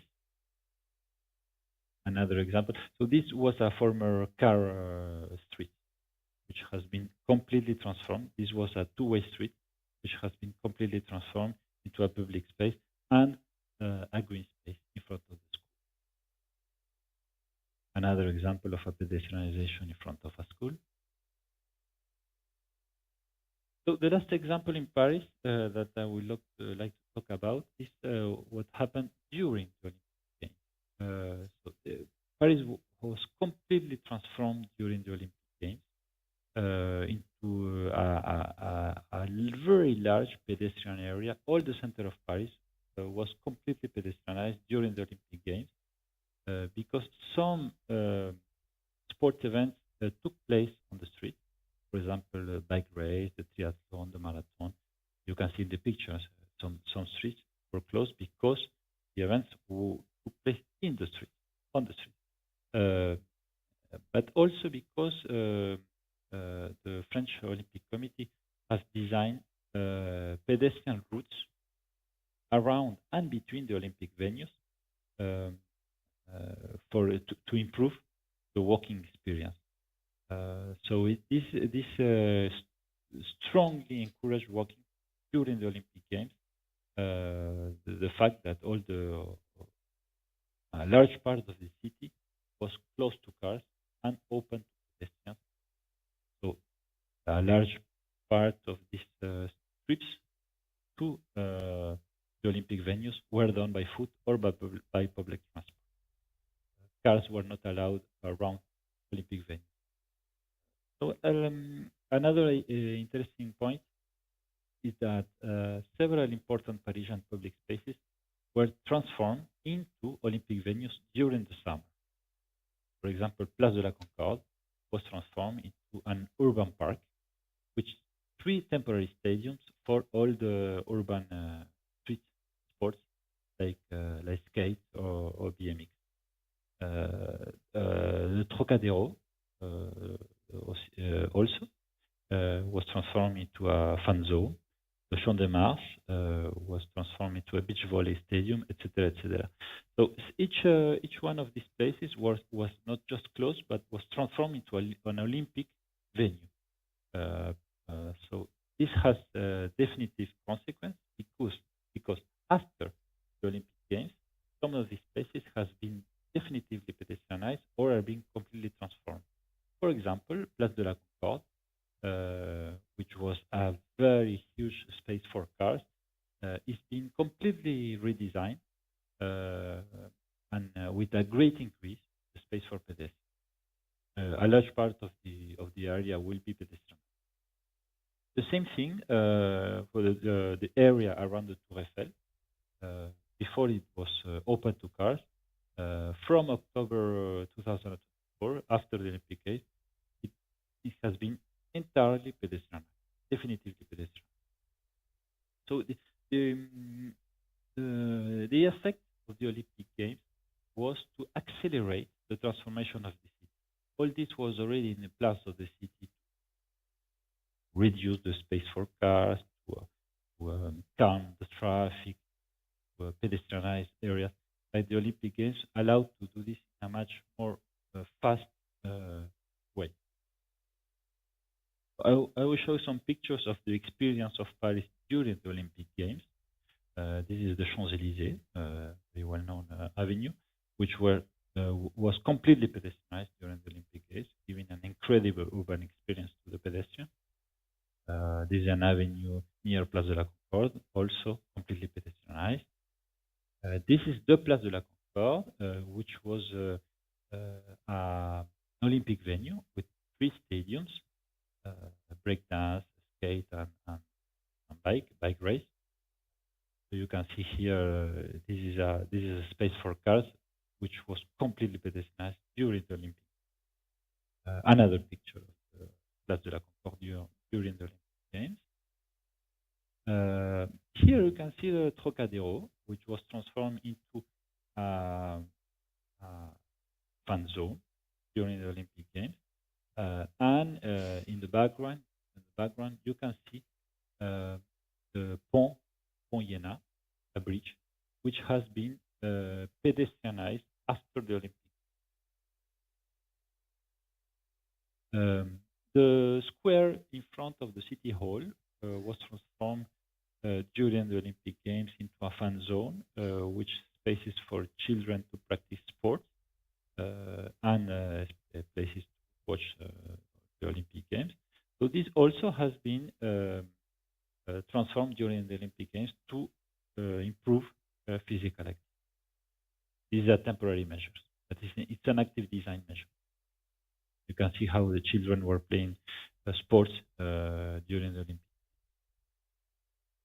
And the last example in Paris, there was one of these in each neighborhood. It's a fan zone, a club. It was called Club Paris 2024. In each neighborhood in Paris has his own fan zone to allow people from nearby buildings to practice sport and watch the events in a big screen. Now we talk about other cities in France. So the first example is Calais.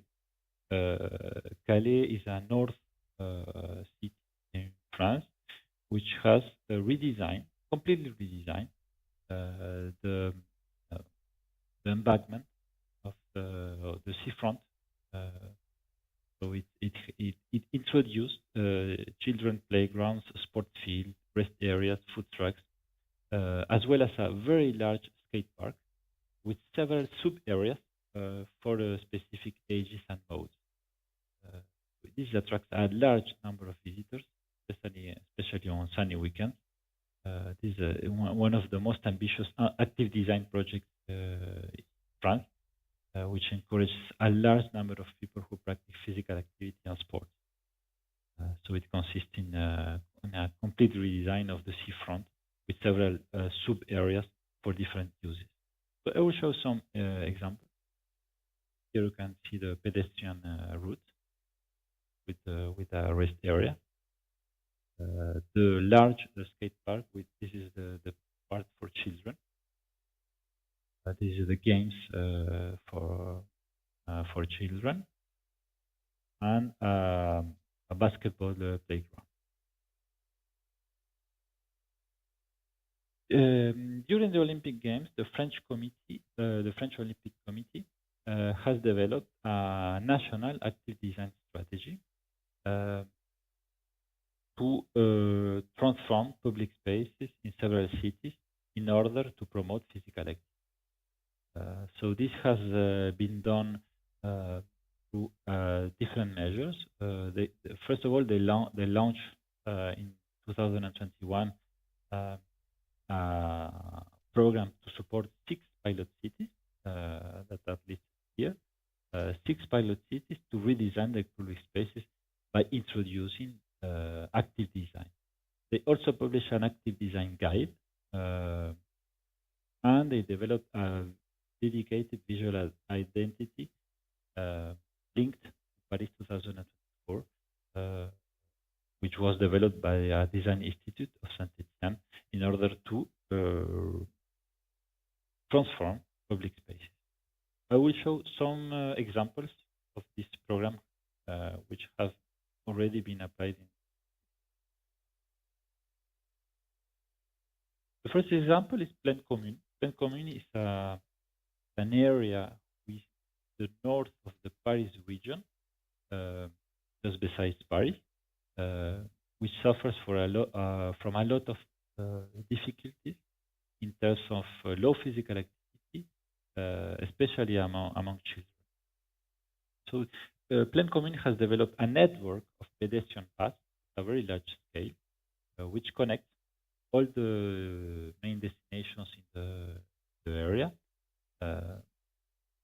So thanks to the Olympic Games, 2 of these paths have been inaugurated. So it's very strong major routes because they connect Paris to the Stade de France, the Olympic Stadium, as well as the Olympic swimming pool and the Olympic Village. So I will show you here. All these parts, all this part south of the Plaine Commune, which connects Paris, which is here, has been developed for the Olympic Games.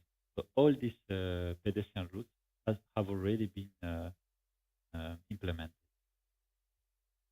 So the effect of the Olympic Games was to accelerate the development of this pedestrian network of the major routes of the pedestrian. Our last important information about this is that they have developed pedestrian stations in each route, which allow to pedestrians to practice activities and to rest, with also activities for children. We show some examples. Here is the route that connects Paris to the Olympic Stadium along a canal. The same with here you can see the pedestrian station for children. A new pedestrian bridge that has been financed by the Olympic Committee as an implementation of this network. And this is a route that goes through a new neighborhood, and since the implementation has been designed as a very comfortable pedestrian route. The last example is Saint-Dizier in the east of France that has developed a new pedestrian network as a loop, as you can see here. You can see a pedestrian circuit that serves the central station, the train station, as well as several destinations in the city, especially a park that has been entirely redesigned with active design principles in the south of the loop, near the river. I see some examples. Here you can see blue dots. All the routes, the pedestrian routes, have blue dots, allowing pedestrians to know that they are in the good route. Here is the park that has been developed the south of the city with active design principles and the Paris 2024 identity, visual identity. You can see it here. This is financed by the Olympic Committee. The same route that goes through a forest and near schools with paintings in order to promote physical activity to go to schools. To conclude, in my opinion, the main lessons learned about all this project of active mobility in France in the last years is very recent. In my opinion, active design is a tool to achieve political goals. It's not a purpose in itself. The idea is to fight sedentary lifestyle, to activate a city center, to fight the chronic disease, etc. It's not a goal to make the city more beautiful. That's not the main idea. It allows to get physical activity out of sport facilities and into spatial public space. The idea is to people to practice sports and physical activity in a spontaneous way without having to think about it. So one of the main benefits, of course, is to increase physical activity among people who are away from sport activities, because these people, they would otherwise practice no physical activity at all. The impact in terms of health is very important for these people. However, this doesn't reduce the need of creating traditional sport facilities such as swimming pools or stadiums, of course, especially in vulnerable neighborhoods, as we can see in Plaine Commune, as I showed before. And last but not least, an active design project must always consider all user needs, including vulnerable users, and they should appeal to citizens' participation. That was not done during the Olympic Games because the projects were implemented very fast, but this should be done in the future for similar projects. So this is the conclusion. Thank you very much, and have a good conference.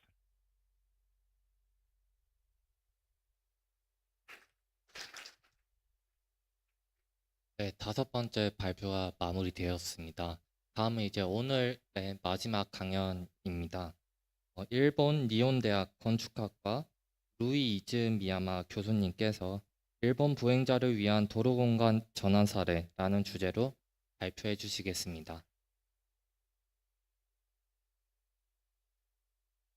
네, 박수 부탁드리겠습니다.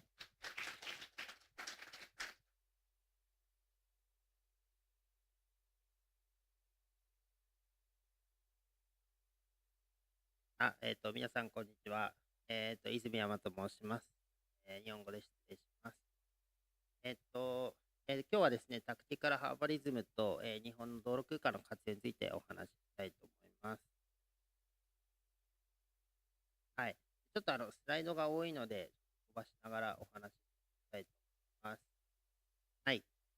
プロフィールは、大の書ぐらい思っていただければと思うんですけれども、はい。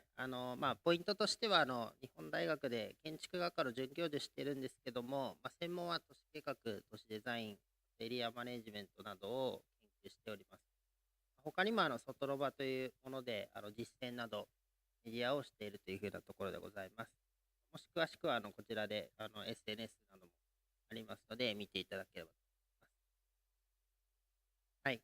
ちょっと日本語が多いんですけれども、いろんなパブリックスペースとか、タクティカルハーバリズムなどの本を出版しております。はい。最近はパブリックスペース、日本のパブリックスペースの制度がたくさん多いので、こういった辞典を、みんなでまとめたりとか、タクティカルハーバリズムについても2冊ぐらいあったり、あとはエリアマネジメントの本なども、まとめております。もしご関心あれば、韓国語でも翻訳いただけるといいかなと。はい。で、まずちょっと最初に自己紹介的に、私の専門、をご紹介するんですけれども、ある意味これが今の日本のトレンドとも言えるかなと思います。一つはエリアマネジメントというものが、あります。行政だけではなくてですね、民間企業や地域住民と一緒に、なって組織、会社を作ってですね、事業を行っていくというふうなものがあります。そういったものを、各地で、作っていったりとか、あるいは事業を運営したりというふうなことをお手伝いしています。そこで、行政計画以外に、組織を作っていくので、公民連携でですね、ビジョン、エリアビジョンというふうなものを今、日本でよく作ることが多いです。はい。で、行政計画は行政計画であるんですけれども、そこに行政と民間企業、市民と一緒になって、どういうふうな街の将来像を描くかというふうなことをよく、エリアマネジメントを始めるときにやっています。それからこれは世界的なトレンドですけど、オーカブルシティについても今、日本ではコロナ以降ですね、2020年から法律もできまして、日本でも今非常に注目が浴びていまして、そういったものを政策、検討したりとかですね、日本でも国際シンポジウムやったりなども、しております。はい。これはちょっとまた後で今日のトピックなのでご紹介しますけども、日本では社会実験というふうなものが非常にたくさん実践されております。私自身も数多くの道路や公園などの実験などに関わってきました。はい、こちらはまた後でご紹介したいと思います。それと同時にそれをどうやって効果測定するのか、調査するのかというふうなことがたくさんありまして、これはヤンゲールさんでコペンハーゲンの専門家の、手法をよく学んでですね、座っている人の滞在時間であったりとか、経済活動とか、経済効果とか、そういったものを、示すというふうなことを日本でも実践してきました。それからこちらもアメリカ発ですけども、プレイスメイキングということで、ハードを作って終わりではなくて、どうやって市民の人たちと初めからビジョンを作るときから、このパブリックスペースをですね、運営していくのか、あるいは、愛着を持ってもらいながら、どうやって一緒にやっていけるのかというふうなことを、手法とともにですね、日々実践しております。はい。あと、こちらのタクティカルハーバリズムはまた後で紹介したいと思います。こちらは日本でですね、外の場という、パブリックスペース、屋外空間のウェブメディアを、主催しております。はい。ちょっと日本語がベースではあるんですけれども、こういった国内、海外の事例、トピックを、紹介することで、日本の、パブリックスペースをもっともっと活用していこうというふうな普及啓発をしたりとかですね、その、オンラインコミュニティとかを、運営したりとかっていうふうなことをしております。はい。で、こういったパブリックスペースを使っていく中で、一つ、アーバンライフ、都市生活というふうな考え方が大事だと思っているので、ちょっとご紹介したいと思います。こちらヨーロッパやアメリカでもですね、様々こういった広場とか、プレイスメイキングというのが増えておりますけれども、こういったイベントを使っていくということだけではなくて、こういったライフ、都市生活というふうなものに、転換していかなきゃいけないと思っています。で、都市でくつろぐ、それから日常の場所とライフスタイルを築いていくということが、僕は大事だと思っています。多くの場合は自宅でくつろぐということなんですけれども、もっともっと街中で、出て行ったりとか、くつろいでいく。で、日本の場合はですね、やっぱ少しシャイというか、恥ずかしいというふうなところもあるんですけれども、そういった中でもっともっと、街を元気にしていくためには、街を使っていくというふうなことが大事になってきます。でそのためには、滞留空間と滞在時間をやっぱ増やしていくというふうなことが、大事なのではないかなと思っております。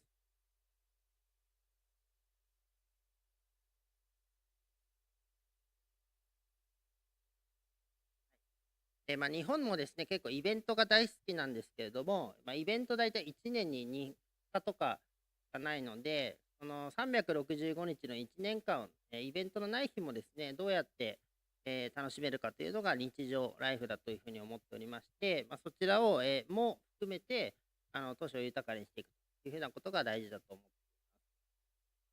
ます。はい。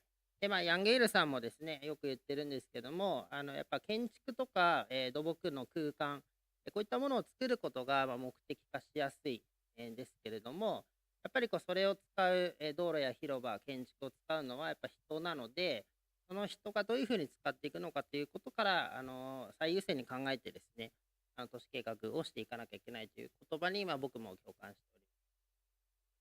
でこちらは東京都庁の広場なんですけれども、有名な建築家の丹下健三さんという方が設計されたんですけれども、今ではですね、こういった広場はほとんど誰も使うことを見ない形になっています。しかし、これまではいけないだろうということでですね、社会実験をしてですね、少し、これだけでも非常に大きな芝生の空間なんですけれども、この芝生の空間の中でですね、たくさんの人が使っていくことが、はい、ということを実験してまいりました。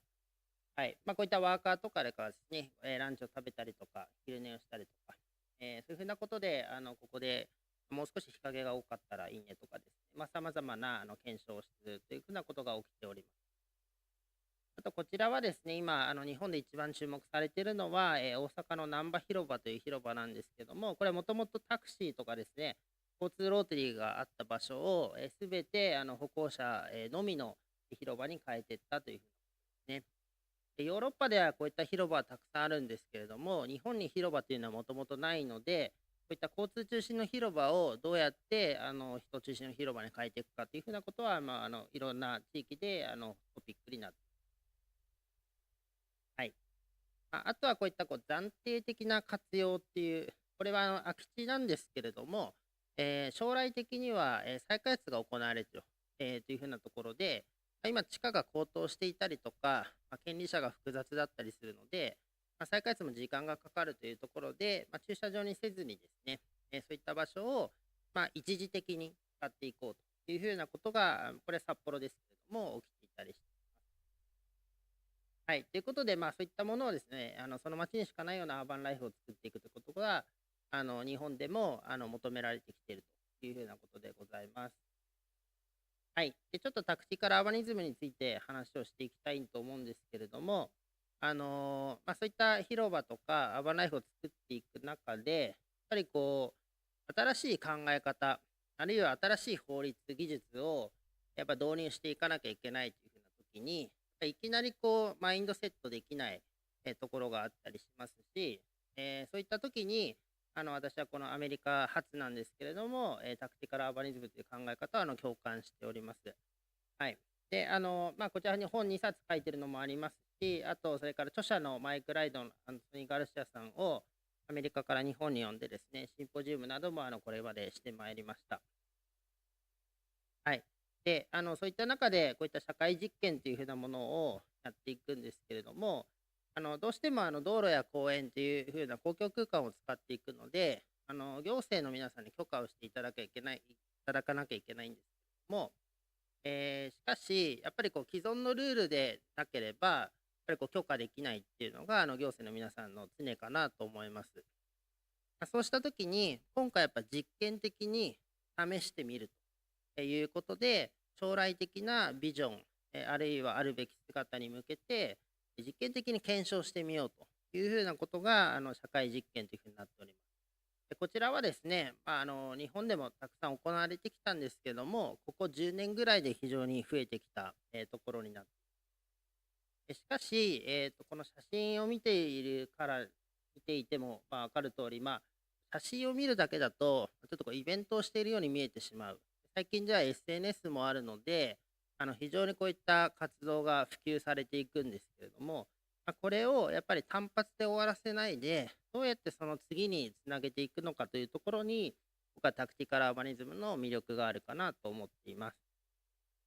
こちら英語で2015年に本が出ているので、こちらを私も読んでですね、共感して日本でもやってみたいなというふうに思って始めたところでございます。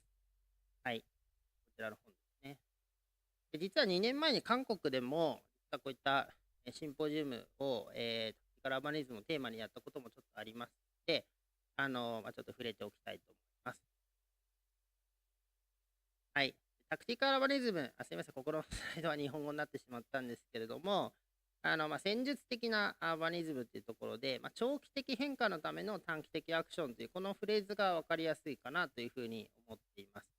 ですので小さい、短期的なアクションからやっぱ始めていくというところで、それをどうやってハード整備とかですね、政策につなげていくかというふうなことを考えていくということになります。さまざまなですね、社会情勢の変化とか不景気とか、市民の不満とか、そういったものからですね、タクティカルアーバニズムというのがやっぱ近年世界中でも増えてきているかなと思います。はい。やっぱりこの今までハード整備とか再開発とかっていう、こういったエクセルというふうな大きな長期間のものをやっぱ主流にやってきた都市計画だと思うんですけども、やっぱりこういったエクセスというふうな小さい、あるいは短期間のものをやっぱ織り交ぜていくというふうなことが大事なのかなというふうに思っています。はい。で、さまざまですね、パブリックスペースをやっていくアクションには、短期的なものとか、ゲリラ的なものもあればですね、すいません。あるいはちゃんと許可されていくようなものもたくさんあります。日本はどちらかというと、こういった許可されていきつつ、行政とか企業がやっていくような、このあたりのものが多いんですけれども、世界中ではもっと市民がゲリラ的にやったりというものもあるのかなと思います。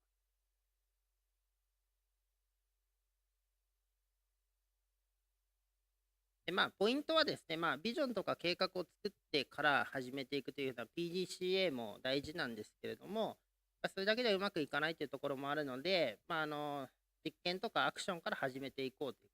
これはリーンスタートアップの、ビルドメジャーランサイクルですけども、そちらを採用しているというふうなところがあります。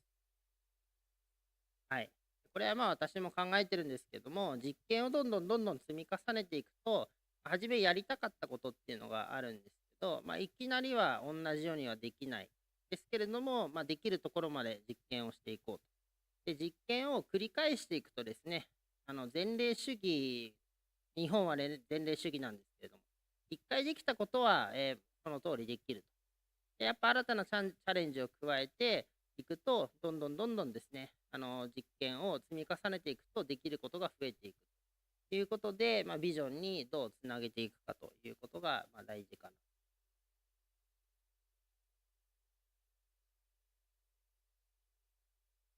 はい。で、とはいってもですね、やっぱビッグピクチャーで大きな目標をですね、ちゃんと掲げて、バックキャスティングでですね、しっかり考えながら、アクションをするためにちゃんとその成果を上げていくというふうなことでですね、階段を上るようにいくと、やっぱしっかりとした目標にたどり着くんじゃないかなと。これが単発で終わらない社会実験、タクティカルアーバニズムとしてのポイントなのかなと、個人的に考えています。はい。じゃあですね、日本の道路空間の活用の話に行きたいと思います。はい。こちらは私の関わった池袋、東京の池袋というところで、歩道にオープンカフェをするというふうなものです。はい。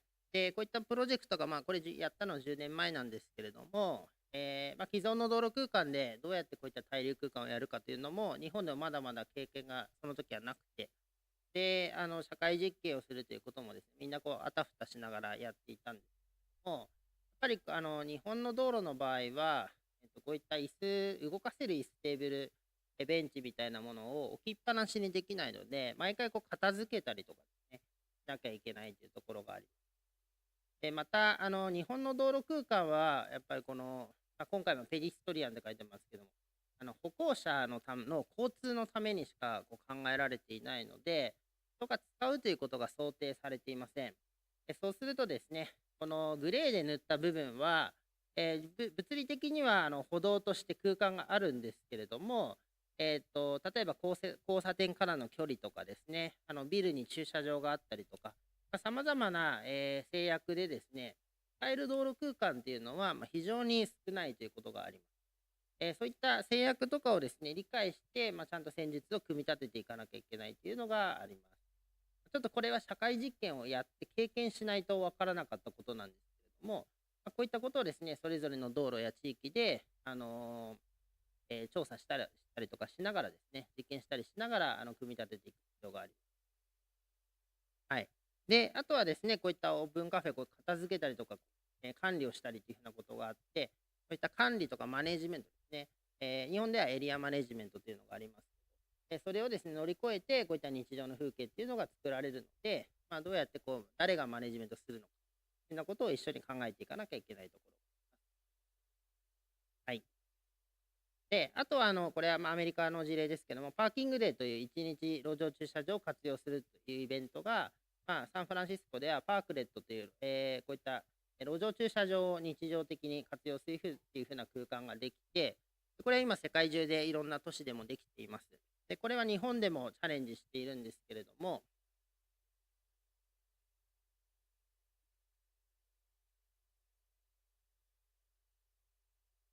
はい。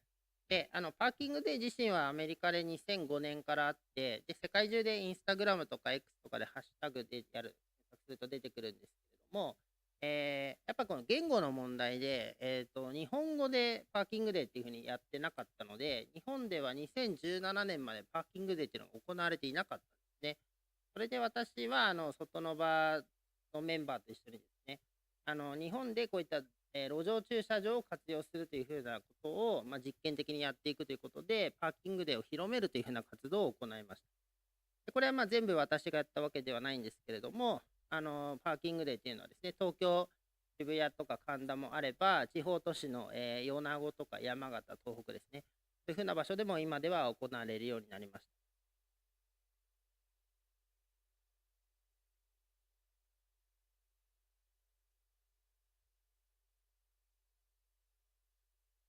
はい、これは渋谷ですね。もう渋谷駅の目の前に。これは学生とか社会人が企画して当日やるっていう形になって、大体9月の第3金曜日に行われています。でこちらは初めて路上駐車場だけを活用するというところをやりました。これは歩行天にしていなくて、歩行者天国にしていなくてですね、車が走っている状態です。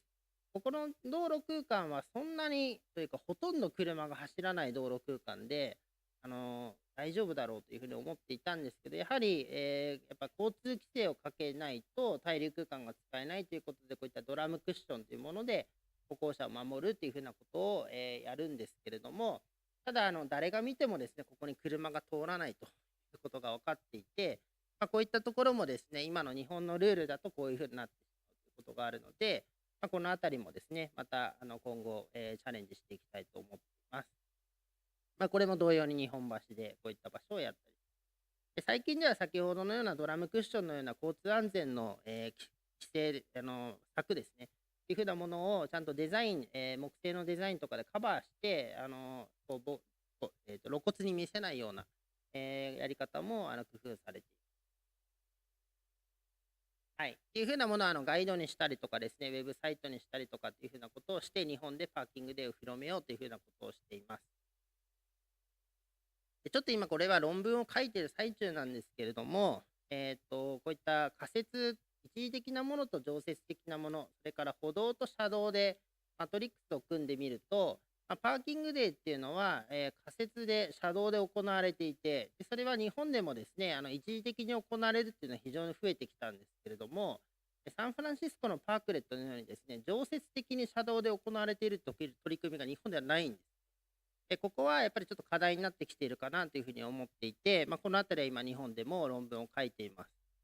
例えばこれは神戸パークレットなんですけども、ちょこっとだけ車道に出てるんですけども、ほとんどが歩道に設置しているパークレットになっています。はい、それからこういった民間が、ベンチを作るというふうなところも出てきたりしています。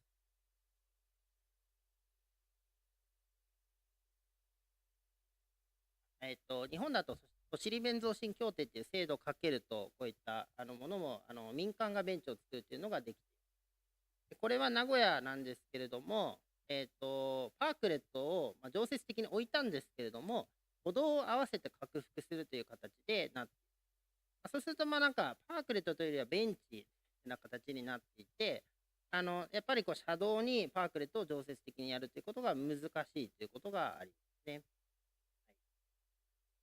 ということで、やっぱりこう一時的にこうパーキングではできるんですけれども、なぜか、車道にはできないというふうなところが今、日本の一つの課題になっています。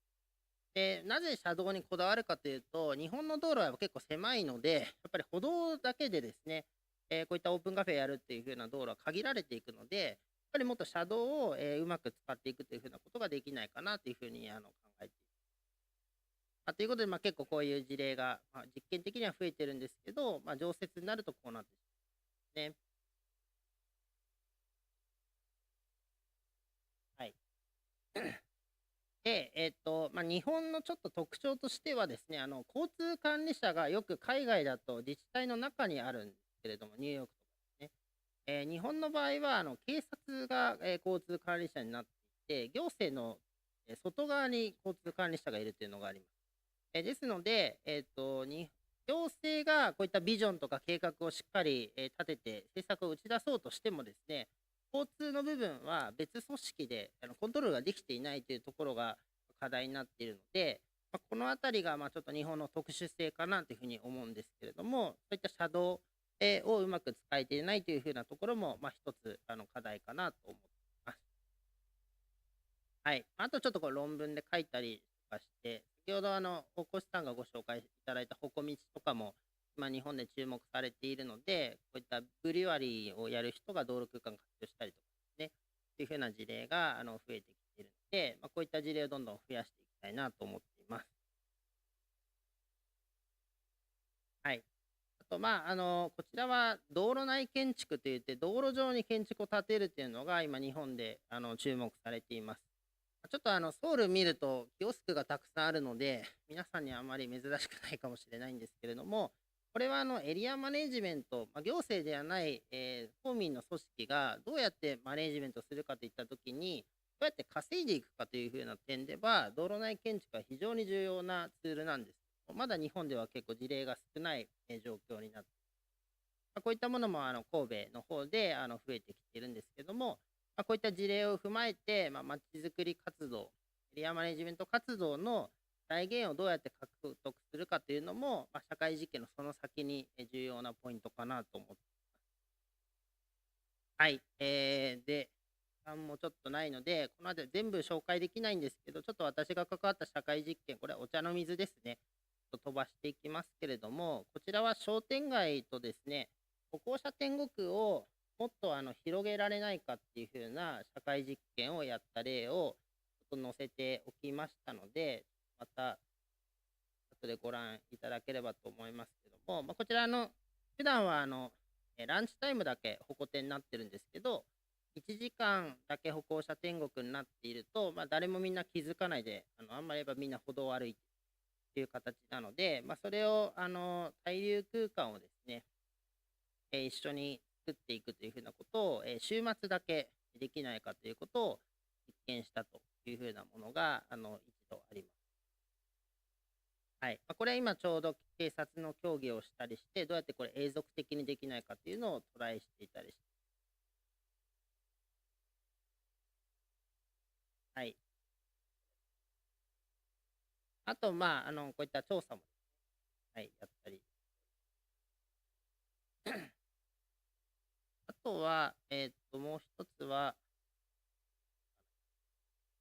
そうですね、ご存知だと思うんですけど、歩行点にするときにやっぱり荷さばきの車両のやっぱり課題もあるので、こういったところを調査しながら、どうやって混雑にならないようにというふうなことも合わせて調査をしたりして、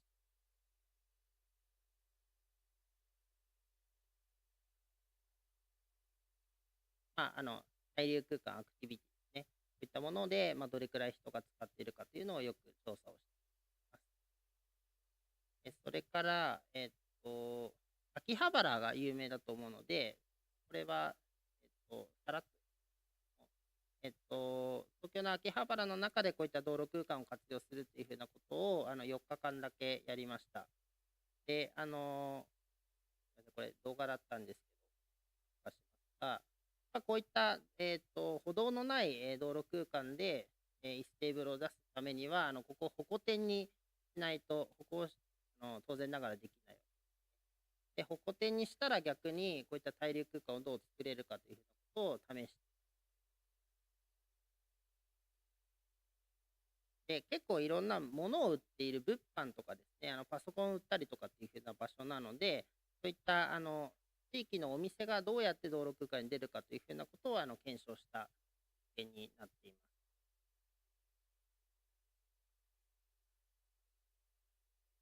はい。で、あとどれだけ人々が何を求めているかというのをアンケートボードをね、やったりとか、ビジョン、これオーカブルビジョン今作ってるんですけど、そういったものを展示したりとかしながらですね、市民の人がこの実験に対してどう思うのかというふうなことを、ポップアップエンゲージメントというふうな方法で意見を収集するというのも社会実験の一つの魅力かなと。はい。これ秋葉原らしくここでパソコンをいじるっていうのが秋葉原らしいんですけども、そういう、アクティビティも見られたのも面白いなと。はい。ということで、ちょっと時間もあれなので、ここで終わりにしたいと思いますけども、日本の道路空間活用とタクティカルアマリズムのお話でした。はい。どうもありがとうございました。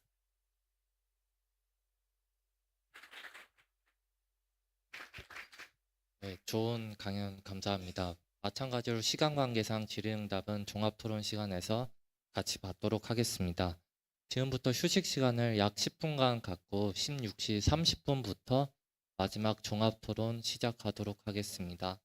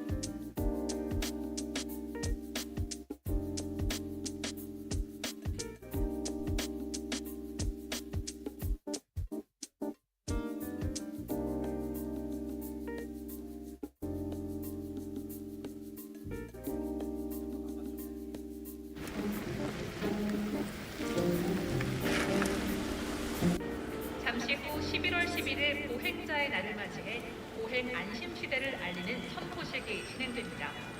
이번 선포식에서는 보행안전부 장관이 단상에 올라 직접 보행안심시대의 개막을 선포한다고 합니다.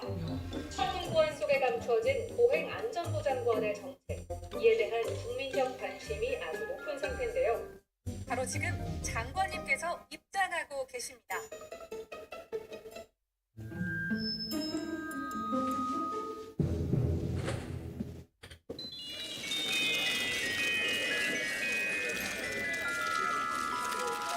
안녕하십니까. 보행안전부 장관입니다. 대박. 여러분, 이제 도로 위에서도 눈치 게임은 그만합시다. 언제까지 자동차가 보행자보다 우선시 되어야 합니까? 보행자는 자동차보다 자꾸 느립니다. 알아서 피하겠지라는 안일한 생각이 보행자 교통사고를 만듭니다. 맞아. 이걸 어떻게 피해? 보행자의 안전을 위협하는 운전은 그만! 골목길에서는 항상 주변을 잘 살피며 운전해야 합니다. 저런 적 있다고? 진짜? 경적을 울리기 전 생각해봅시다. 사람을 향해 그렇게 경적을 울리면 누구나 깜짝 놀라지 않겠습니까? 나도 그랬어. 진짜 믿어. 이젠 우리 모두가 지켜야 할 때입니다. 차가 아닌 보행자가 우선시될 때 우리는 안심할 수 있습니다. 조금 느리고 불편해도 안전하니까, 안심되니까. 언제 어디서나 안심하고 보행할 수 있는 세상. 오늘 이 자리에서 보행 안전을 넘어 보행 안심이 되는 보행 안심 시대를 선포합니다.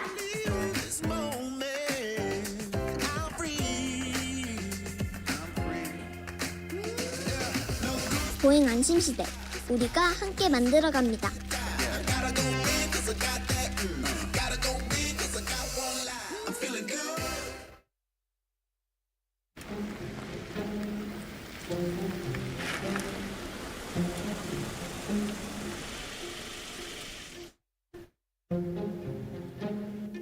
장관님, 이거 한번 보셔야 될 것 같습니다. 교통사고 사망자 대부분이 보행 중 발생하는 것으로. 이렇게는 안 돼.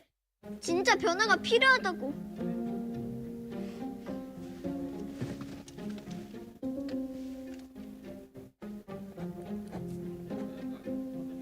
내가 직접 나서야겠어.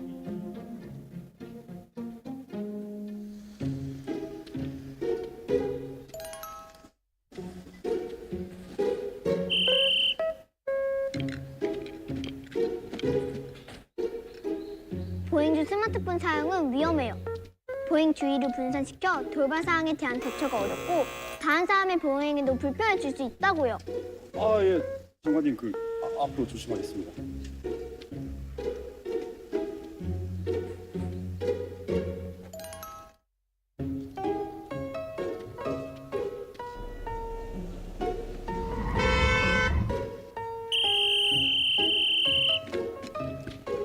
이렇게 좁은 골목길에서는 오토바이나 자전거, 자동차 등이 모두 다닐 수 있는 곳이기 때문에 항상 주변을 잘 살펴야 돼요.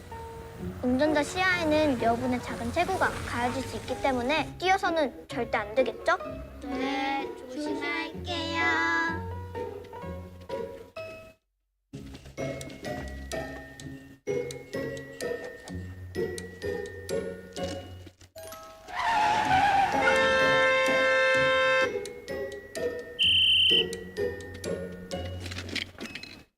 아무리 바쁜 일이 있어도 꼭 횡단보도를 이용하여 도로를 건너셔야 해요.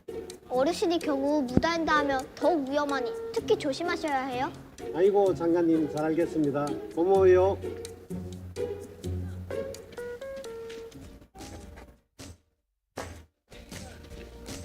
사소한 수칙을 지켰을 뿐인데 모두가 안전해졌어. 지켰을 뿐인데 말이지. 지켰을 뿐인데. 사소하지만 지켰을 때 만들어지는 모두가 안전한 보행 안심 시대. 보행 안전 수칙 지켰을 뿐인데. 우리 모두 약속. 보행 안심 시대. 우리가 함께 만들어 갑니다.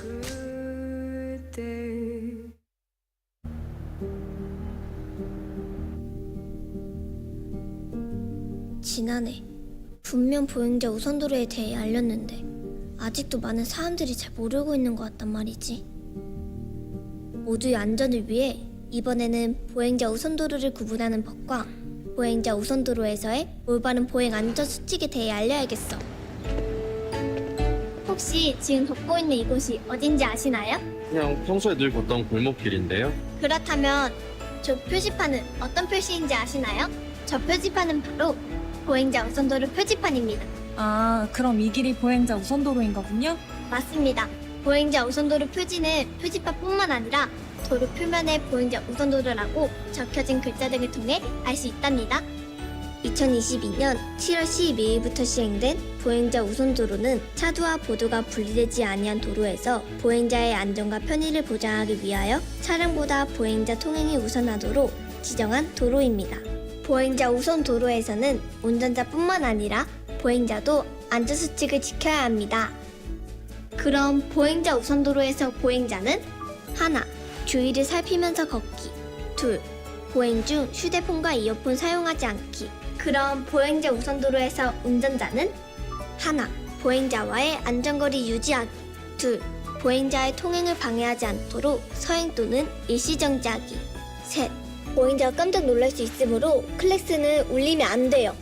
교통사고 대부분 보도와 차도가 미분리된 도로에서 발생하는 만큼 안전한 보행 환경을 위해 우리 모두가 노력해야 하는데요. 보행자 우선 도로에서의 보행 안전 수칙 잊지 말고 꼭 지켜주세요. 보행 안전을 넘어 안심이 되는 보행 안심 시대 우리가 함께 만들어 갑니다. 잠시 후 11월 11일 보행자의 날을 맞이해 보행 안심 시대를 알리는 선포식이 진행됩니다. 이번 선포식에서는 보행안전부 장관이 단상에 올라 직접 보행 안심 시대의 개막을 선포한다고 합니다. 철통보안 속에 감춰진 보행안전부 장관의 정책. 종합토론을 곧 시작하도록 하겠습니다. 모두 자리에 착석해 주십시오.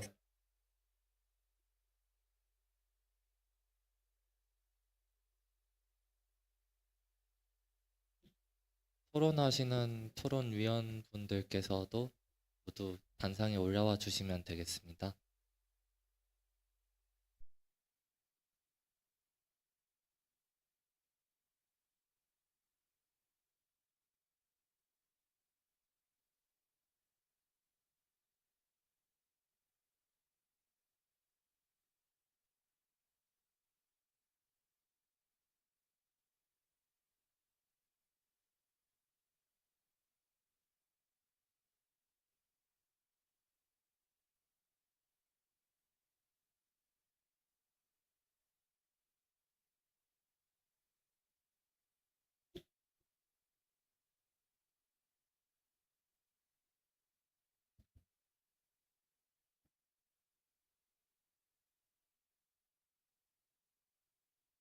네, 종합토론을 시작하도록 하겠습니다. 종합토론 주제는 지속 가능한 도시 발전을 위한 보행 정책입니다. 먼저 토론에 앞서 토론 참석자분들을 소개해 드리겠습니다. 토론 좌장을 맡아주신 우승국 한국교통연구원 교통안전방재연구 팀장님이십니다. 지용구 행정안전부 안전개선과장님입니다. 실비아 마르토스 스페인 도시지역 자전거 네트워크 사무총장님입니다.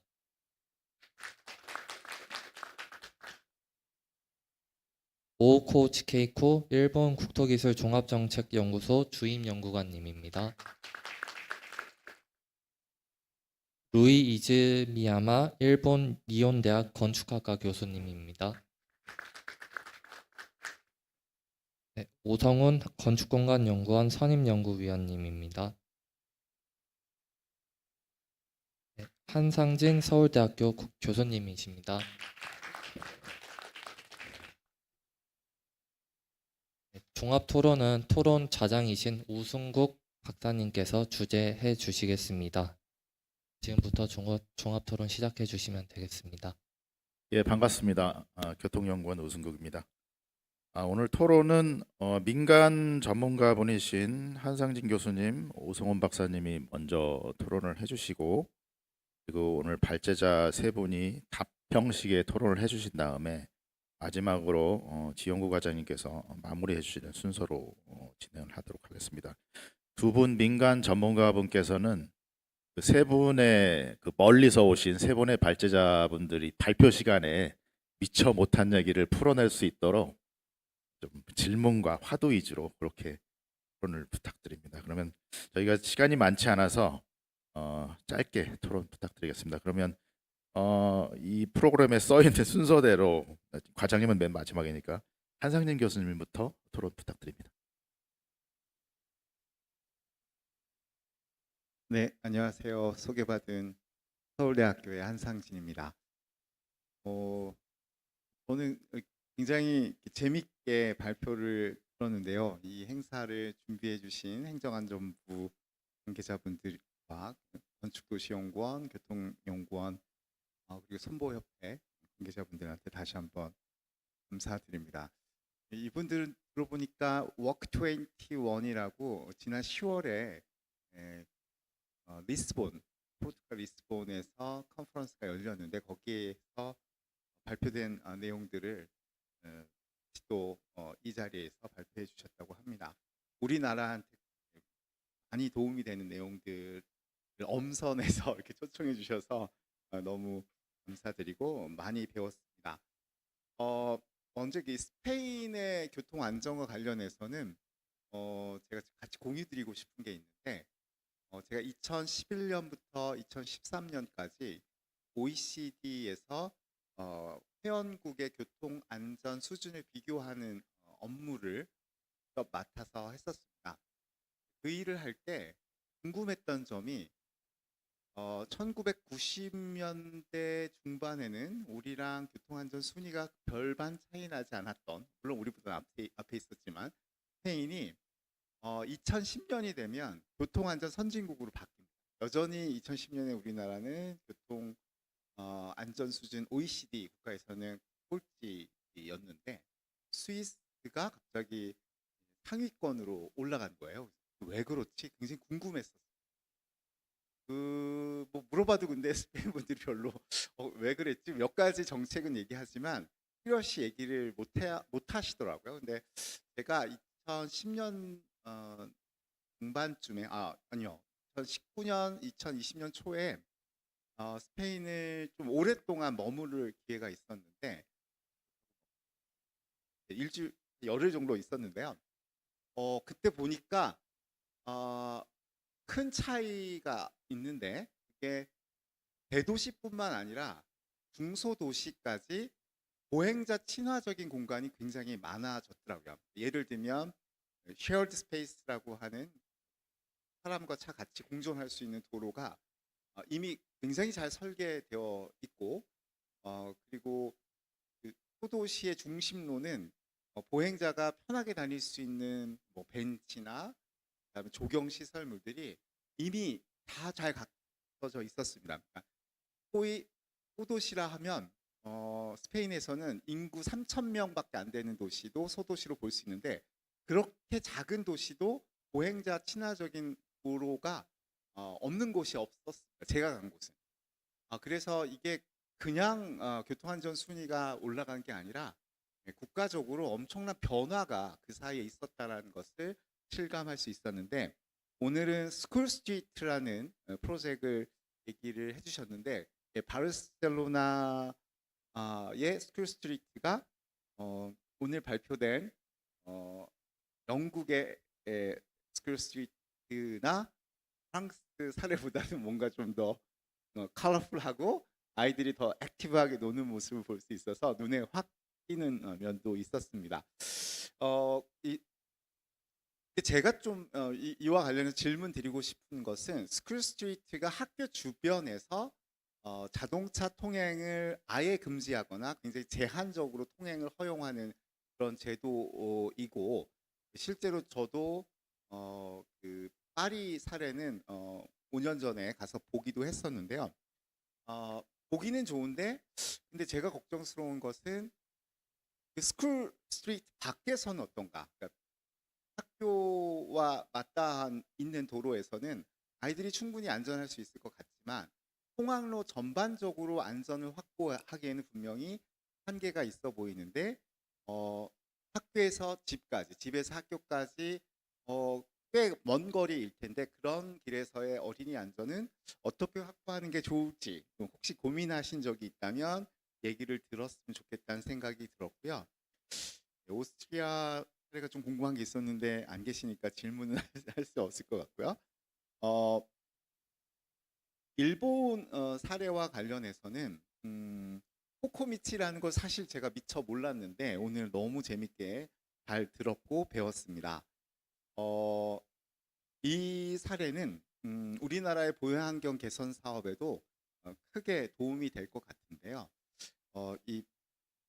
저한테 굉장히 인상적이었던 것은 이 민간에서 퍼블릭 스페이스인 이 공공 도로에 가게, 레스토랑 같은 걸 낼 수도 있게 하고 그걸 공모를 통해서 선정해 나가고 그리고 그 공간에 세울 수 있는 시설을 엄격하게 벤치 같은 것, 키오스크 뭐 이런 것을 굉장히 좀 강하게 종류도 제한하고 있는 것을 알 수 있었는데 그게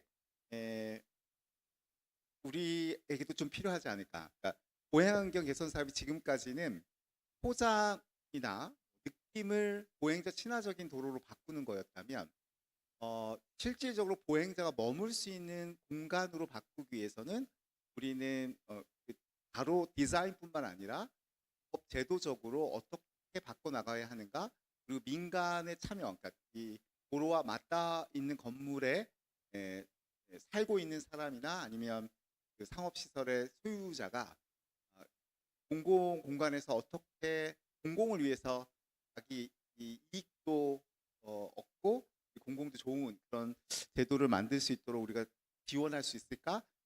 이 대책이 좀 필요할 거라는 생각이 들었습니다. 특히 그걸 위해서는 누가 뭐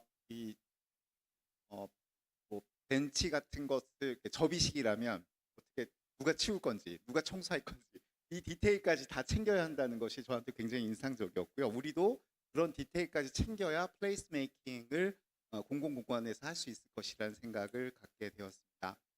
파리 사례도 굉장히 좋은데요. 이걸 보면서 저는 우리나라도 1도시 1보행자 액티브 루트를 하나씩 만들어내면 어떨까.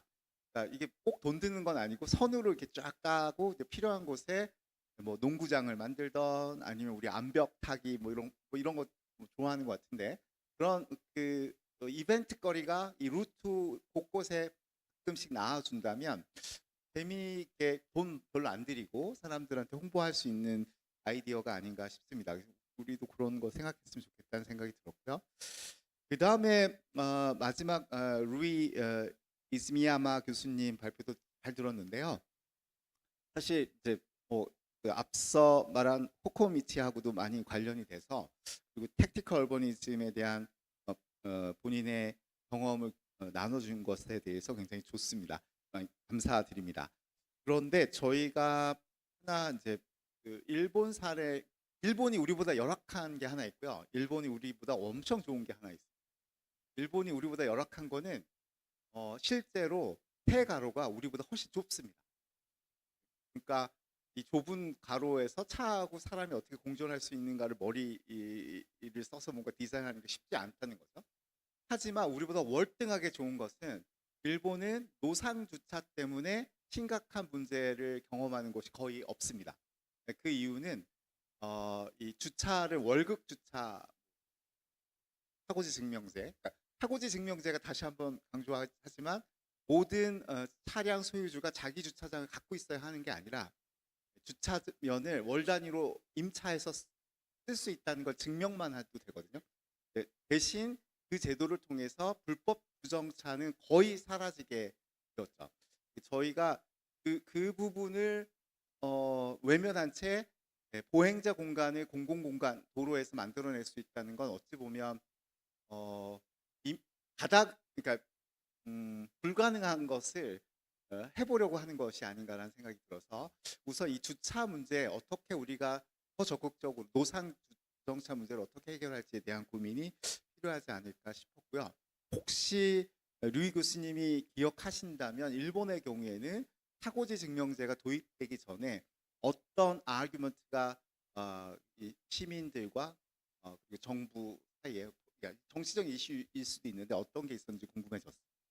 감사합니다. 네, 좋은 의견 감사합니다.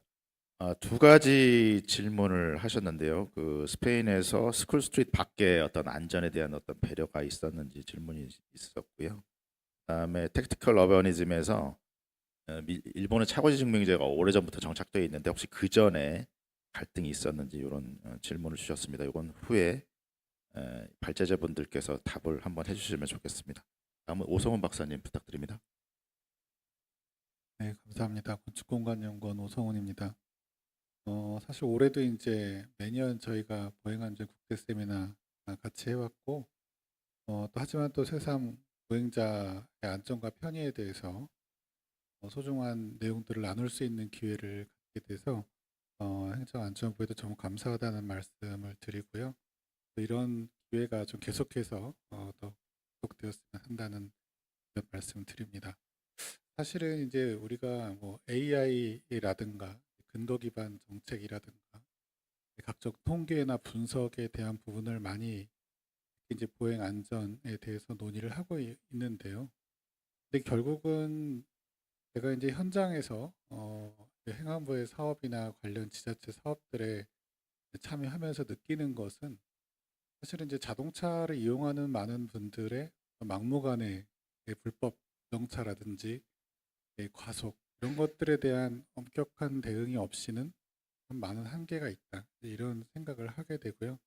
또 그것을 막기 위해서는 도로에 대한 설계나 운영, 또 개선에 대한 노력이 지속적으로 일정한 일관성을 가지고 마련될 필요가 있지 않겠나, 이런 생각을 하게 됩니다.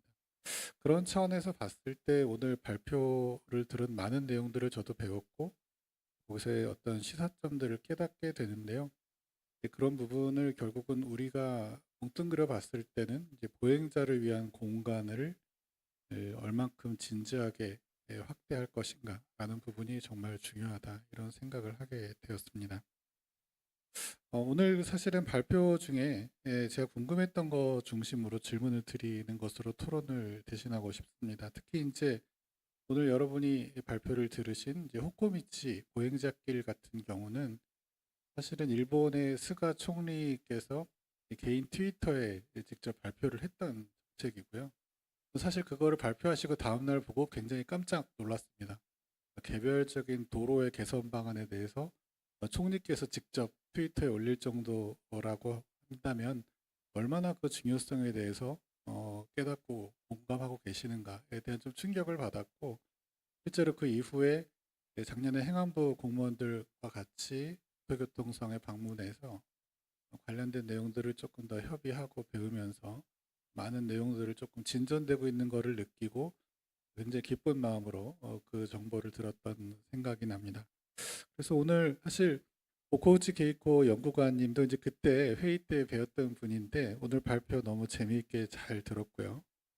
다만 이제 한 가지 질문하고 싶은 것은 결국은 차량 소통에 대한 문제 제기가 언제나 이런 방식의 사업에서는 대두가 되게 됩니다.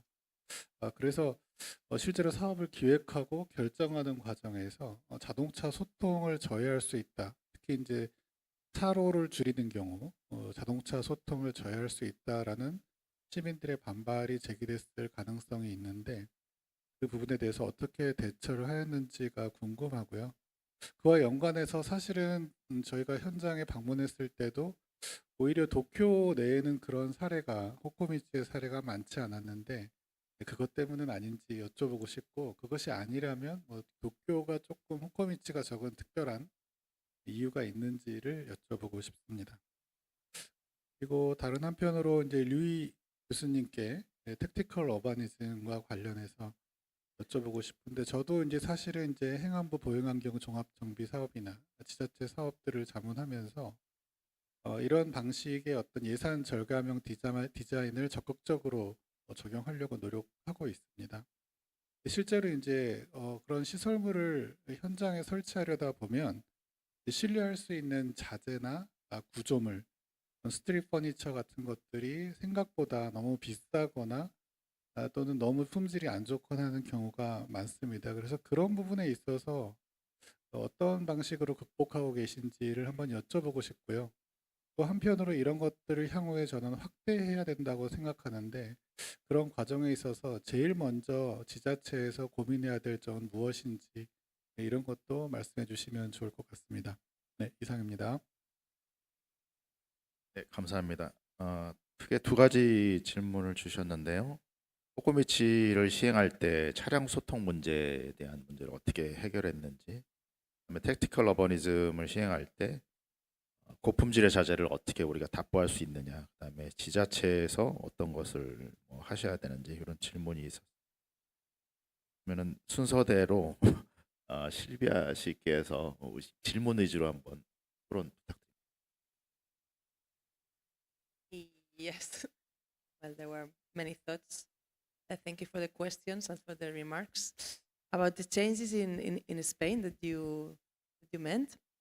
I would like to notice that you should know that probably you know that in Spain we started with the democracy in the late 70s, so early 80s, and I think since that moment all the municipalities really took the public policy to invest in public space in order to make the quality of life of the people higher, because it was not possible to invest in each apartment of our neighbors, but public space is something very important in the Mediterranean cities, no, and so compact as the Spanish ones.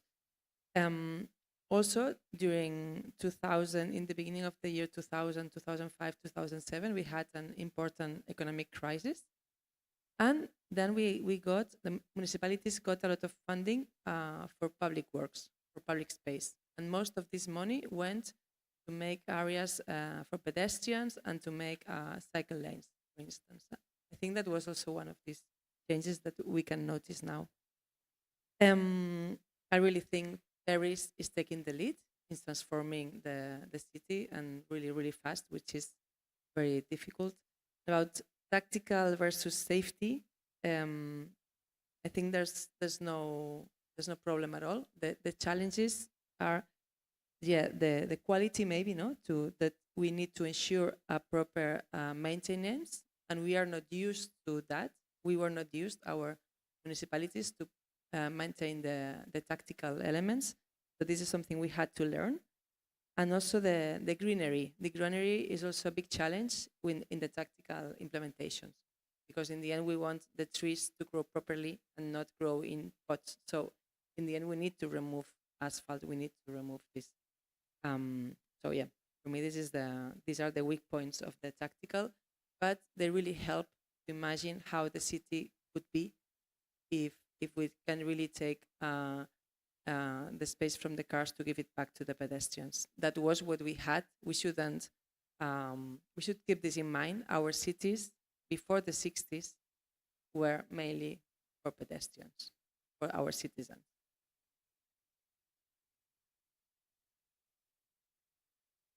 네, 의견 감사합니다. 그 7, 80년대 민주화 이후에, 그리고 2007년대 경제 위기 이후에 공공장소에 대한 투자를 많이 해서 안전에 대한 개선이 되었다라는 말씀 해주셨고요.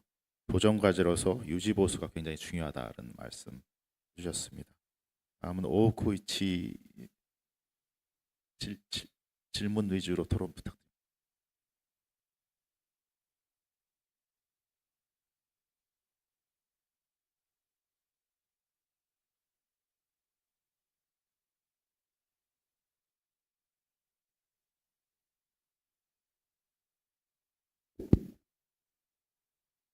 コメントご質問ありがとうございます。歩行道、などをするにあたって車からの車線を減らすことによって車が不便になったりとか、駐車ができないといったことに対してどういう対処を行ってきたかということなんですけれども、それぞれの地域で対応方法は異なってくるんですが、まずは一つの方法としてタイムシェアリングをして車の使える時間と、その車が使えない時間を分けて使うという道路の使い方がございまして、やっぱりこのお店があるような通りですと、必ずトラックで搬入作業などがありますので、荷さばきというのが非常に重要な問題になってきております。で、その荷さばきの車がやっぱりお店の近くに入れないと、お店の方にその荷物運ぶのに遠くから運んだりするのは大変なので、ちょっとやっぱりクレームが来てしまいますので、その朝の時間帯11時まではその車を置いて荷さばきをしても OK ですというような風にして、11時以降は荷さばきの車は入らないで、歩行者だけの道にするとか、そういったことをしてやって工夫しているところもございます。また、なんていうんですかね、歩行道をすることによって、例えばベンチを置いたりとか、テーブルを置いたりすることによって、お店の前を塞いでしまうっていうことになるので、お店の方でもうちの前は困るとか、うちの方に置いてほしいとか、そういうなんかその設置場所に関してもやっぱりいろいろと意見が沿道住民の方から出ることがありますので、その車の問題もそうですし、そういった沿道住民の方の意見もそうなんですけれども、その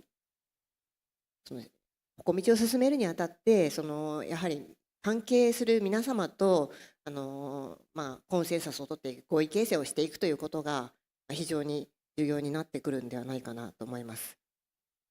またパーキングのところ、駐車場を減らしてしまうこと、その時間帯の駐車スペースというのが日本には結構あるんですけれども、そのパーキングの収益は大体警察の方に入っていくものなので、パーキングをなくして道路空間を再編したいというような話になると、警察から反対が出ることがあったりして進まないことも日本ではございます。そういった場合最近パーキングの使用率が下がってきているとか、そういった場合ですとこのパーキングを廃止することも警察から OK が出たりですとか、やっぱりその地域でOK だったりダメだったりとかいろいろありますので、その地域の実情に合わせていろいろと解決策を探していくというのが大事かなと思います。また東京の方で歩行道が少ないということをおっしゃっていたんですけれども、東京はなんですかね、ちょっとなんでないのかっていうのがちょっとはっきりした理由は、私もちょっとわからないんですが、歩行道以外の制度でもその道路空間を活用することができますので、その国家戦略特区とかいろいろその特区に指定されたところではその道路空間の活用が少し緩くなったりとかしますので、そういったことを使って丸の内なんかをやっておりますので、歩行道自体は東京では指定されている歩行道という名前では少ないんですけれども、道路空間の活用している場所は東京にもたくさんございますので、歩行道はその道路空間活用の一つの方法というだけであるので、他の方法を使ってはいろいろ東京でもやっています。以上です。네, 감사합니다. 주차 문제나 소통 문제에 대해서는 어떤 시간제로 허용하는 것으로 풀고 있다고 말씀하셨고요. 주민 불만에 대해서는 역시 합의가 중요하다라는 말씀해 주셨고, 주차 문제는 역시 지역 실정에 맞게 해야 된다. 도쿄에서는 왜 호코미치가 적냐? 호코미치가 아니지만 다른 방식의 어떤 그 가로를 쉐어링하는 방법을 쓰고 있다고 합니다. 다음은 루이 교수님 토론 부탁드립니다.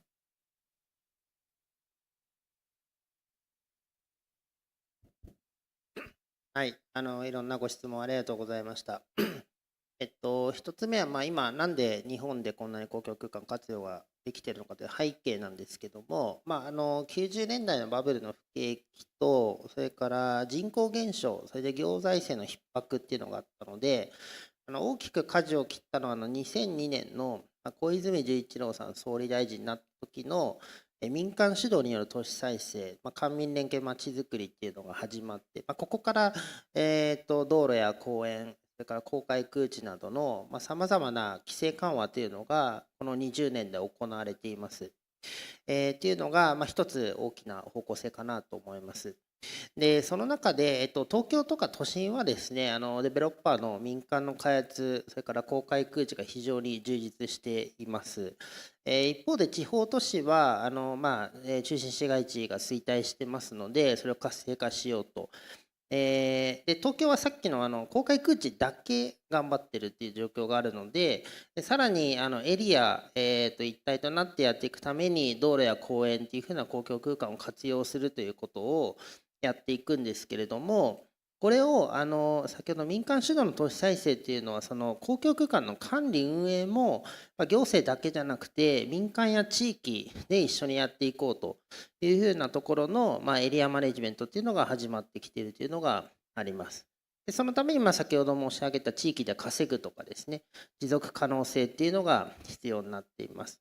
で2011年に歩行道の前の制度なんですけれども、道路専用許可の特例とか、そういったエリアマネジメントを支援する制度というのができてからですね、社会実験というのもその先に常設的にやっていくというふうな仕組みができてきているという、そういうふうなところがあるかなと思います。で2点目は、先ほど行政の方で考えなければいけない視点ということで、やっぱり一般的には行政は公平性とか、それから施設とか、整備費用についてやっぱ標準的な価格を設定するというふうなところがあるんですけれども、やっぱり例えば大阪でいうと御堂筋とかそういうふうな特別なプロジェクト以外には基本的にはあまりハードにお金をかけないっていうのがあるんですけれども、それを民間側で見てみると民間の公開空地は非常にグレードが高いんだけれども、隣の道路空間がグレード低いということになってしまうので、やっぱりちぐはぐな形になってしまいますので、そこにやっぱり道路空間もやっぱりグレードを上げていこう、民間が道路にお金を出してでもグレードを上げていこうってやってるのが丸の内中通りっていうふうになっています。で例えば面白いなって思っている最近の例として、大阪の御堂筋で歩行者再編してるんですけれども、高級的な割と石のベンチっていうのは行政が整備しているんですけども、それだけだと居心地があんまり良くないので、そこに木製の座面っていうのを設置しているんですが、天然木ですね。ただ木製の部分はやっぱ管理が劣化とか非常に激しいので、そこは民間がお金を出して管理してるっていう。なんで1個のベンチが行政と民間のお金とか持ち分が違うっていうのを、都市利便増進協定ってかけてやってるんですけど、そういうふうにしてお金とかも工夫してますし、あともう一つはこれ非常にすごいのが地方都市なんですけど、前橋っていう関東の30万人ぐらいの人口の都市で、ソーシャルインパクトボンドっていう、仕組みなんですけども、生命保険会社とか、それからメガネのジーンズという、日本の企業がの、社長さんの、地元への寄付っていう風な形で民間資金で非常に居心地のいい馬場川通りっていう道路空間の整備をほとんど行政のお金使わずに整備したっていうのがありまして、でそこにやっぱり環境とか SDGs ですね、いうふうなキーワードに、保険会社も、地元企業もお金出していくっていうのがあるので、やっぱり行政のお金が限られてきているという時に民間の資金をどうやって使っていくかっていうのは、日本でも今結構議論だったりちょっとずつ事例が出てきています。はい、あと最後、さっきの東京の歩行道が少ないっていうことで僕からちょっとコメント言うと、例えば先ほどの大阪市は人口260万人なんですけども、丸の内のある千代田区っていうのは6万人の人口になっていて、東京も行政区が非常に細かく分かれているので、民間の都市開発はバンバン許可できるんですけども、道路や公園の公共空間になっていった時に行政のリーダーシップとか予算や人とかっていうのが非常に小さくなってしまっていて、なかなか民間を行政が支援しきれてないというのが、やっぱちょっと今東京でいうと日本でいうと関西の方が非常に盛り上がっていて、東京は道路公園まだまだこれからっていうところが、ちょっと個人的には肌感としてあるかなと思います。はい、以上です。 네, 감사합니다. 택티컬 어버니즘이 일본에서 잘 되고 있는 배경에 대해서 90년대 고이즈미 총리께서 마을 만들기 이니셔티브를 하셨다는 얘기하고 2011년에 에리어 매니지먼트 제도가 있었다고 말씀해 주셨고요. 비용 측면에서 공공과 민간이 공동으로 유지 관리하고 민간 투자를 끌어내는 그런 지혜를 발휘했다는 얘기가 있었고, 도쿄에서 왜 호치미치가 정리하는 거는 이제 각 지자체마다 특성이 있어서 도쿄보다는 간사이 쪽에서도 아마 그쪽에 그런 어떤 그 호코미치 투자에 유리한 측면이 있었다라고 말씀해 주셨습니다. 플로어에서 의견을 받으면 좋겠는데 저희가 지금 시간에 쫓겨가지고 마지막으로 지영구 과장님께서 마무리 말씀해 주시겠습니다. 예, 토론에 대해서 간단히 마무리하겠습니다. 우선 참여해주신 모든 연사분들과 우리 토론해주신 분들, 교수님, 박사님 감사 말씀드리고요. 마지막까지 자리를 지켜주고 계시는 플로어에 계신 분들에게도 감사의 말씀을 드리도록 하겠습니다. 간단히만 말씀드리면요, 개별적인 발표에 대한 코멘트는 할 말이 있었지만 생략하고요. 첫 번째로 이제 각국이 진행하고 있는 보행 안전을 위해서 노력하고 있는 정책이라든가 이런 것들은 유사하다는 점을 좀 오늘 많이 느꼈습니다. 그래서 전체적인 방향성에 있어서는 우리가 하려는 것들하고 궤를 같이 하고 있구나라는 점을 느꼈고요. 그것은 다 들으셨겠지만 어떻게 보면 도로에서 그 보행로를 보고 안전을 봤다면 앞으로는 보행 측면에서 도로를 바라보는 것처럼 약간의 시선의 변화도 필요하고요. 그다음에 자동차하고 운전자의 중심이었다고 하면 보행자 중심으로 가야 된다는 것. 도로 교통법의 목적에도 나와 있지만 이제 어떤 원활한 교통의 흐름이 중심이었다면 더 적은 사고와 안전성이 중심이 되어지는 쪽으로 이동하고 있다. 그리고 이러한 방향에서 주민들하고 이해관계자들하고 소통하면서 정책을 만들어가야 하는 것이 필요하다라는 것을 오늘 토론을 통해서 다시 한번 느꼈습니다. 그리고 여러 가지 인사이트를 얻었지만 이런 정책을 하면서 성과에 대한 분석이라든가 측정에 대한 부분도 매우 중요하겠다. 그래서 그 이후에 정책을 펼치거나 다른 많은 사람들을 설득하는 데 있어서 상당히 중요한 요소라는 생각이 들었습니다. 마지막으로 저희는 이제 행안부다 보니까 행정안전부다 보니까 아무래도 보행자의 안전의 관점에서 현재까지 많은 일들을 하고 있는데 오늘 발표도 그렇고 앞으로의 방향도 안전을 담보하는 것뿐만 아니라 보행자들이 어떤 그 도시에서의 삶이라든가 여유 공간을 느낄 수 있는 편의에 대한 사실 저희 법도 보행 편의입니다. 안전이거든요. 그래서 그 보행자의 편의에 대한 부분도 향후 우리가 고려하고 나아가야 될 부분이다. 우리가 아직 그 약간 시작 단계에서 안전의 문제에 중심을 두고 있지만 앞으로 그 편의의 부분까지도 나아가야 될 부분이고 다른 국토부라든가 다른 관계기관과 함께 이 부분은 같이 이런 방향성에 대해서 공유를 해나가도록 그렇게 하겠습니다. 예, 감사합니다. 네, 감사합니다. 과장님께서 이제 안전뿐만 아니라 편의까지도 총괄을 하시겠다고 말씀해 주셨습니다. 오늘 훌륭한 토론 의견 모두 감사드립니다. 이것으로 토론을 마치고 마이크를 사회자분께 넘기겠습니다. 네, 이제 토론 시간은 종료되었고요. 마지막으로 저희 황기현 행정안전부 예방정책국장님 마무리 말씀 간단하게 듣고 이제 세미나 마무리하도록 하겠습니다.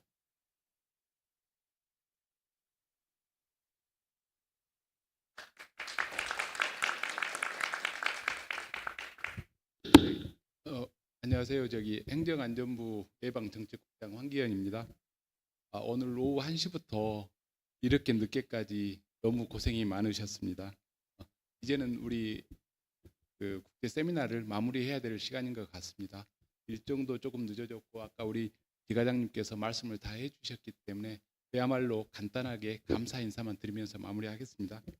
먼저 그야말로 바쁘신 중에도 멀리서 와주신 우리 스페인의 실비아 카소란 마르토스 사무총장님, 또 일본의 오코우치 게이코 연구관님, 루이 이즈미야마 교수님께 진심으로 감사드립니다.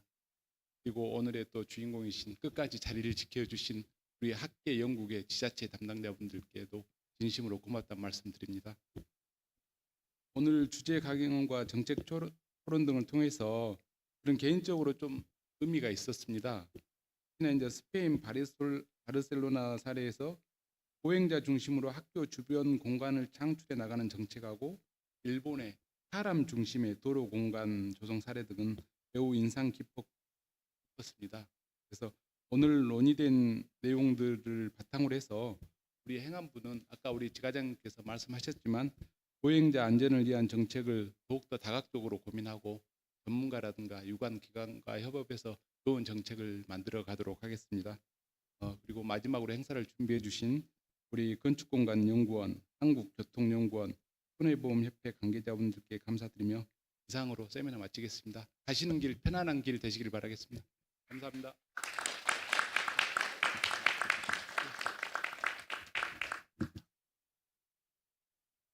네, 귀가하시면서 이제 복도에서 기념품 수령 이제 하시면 되고요.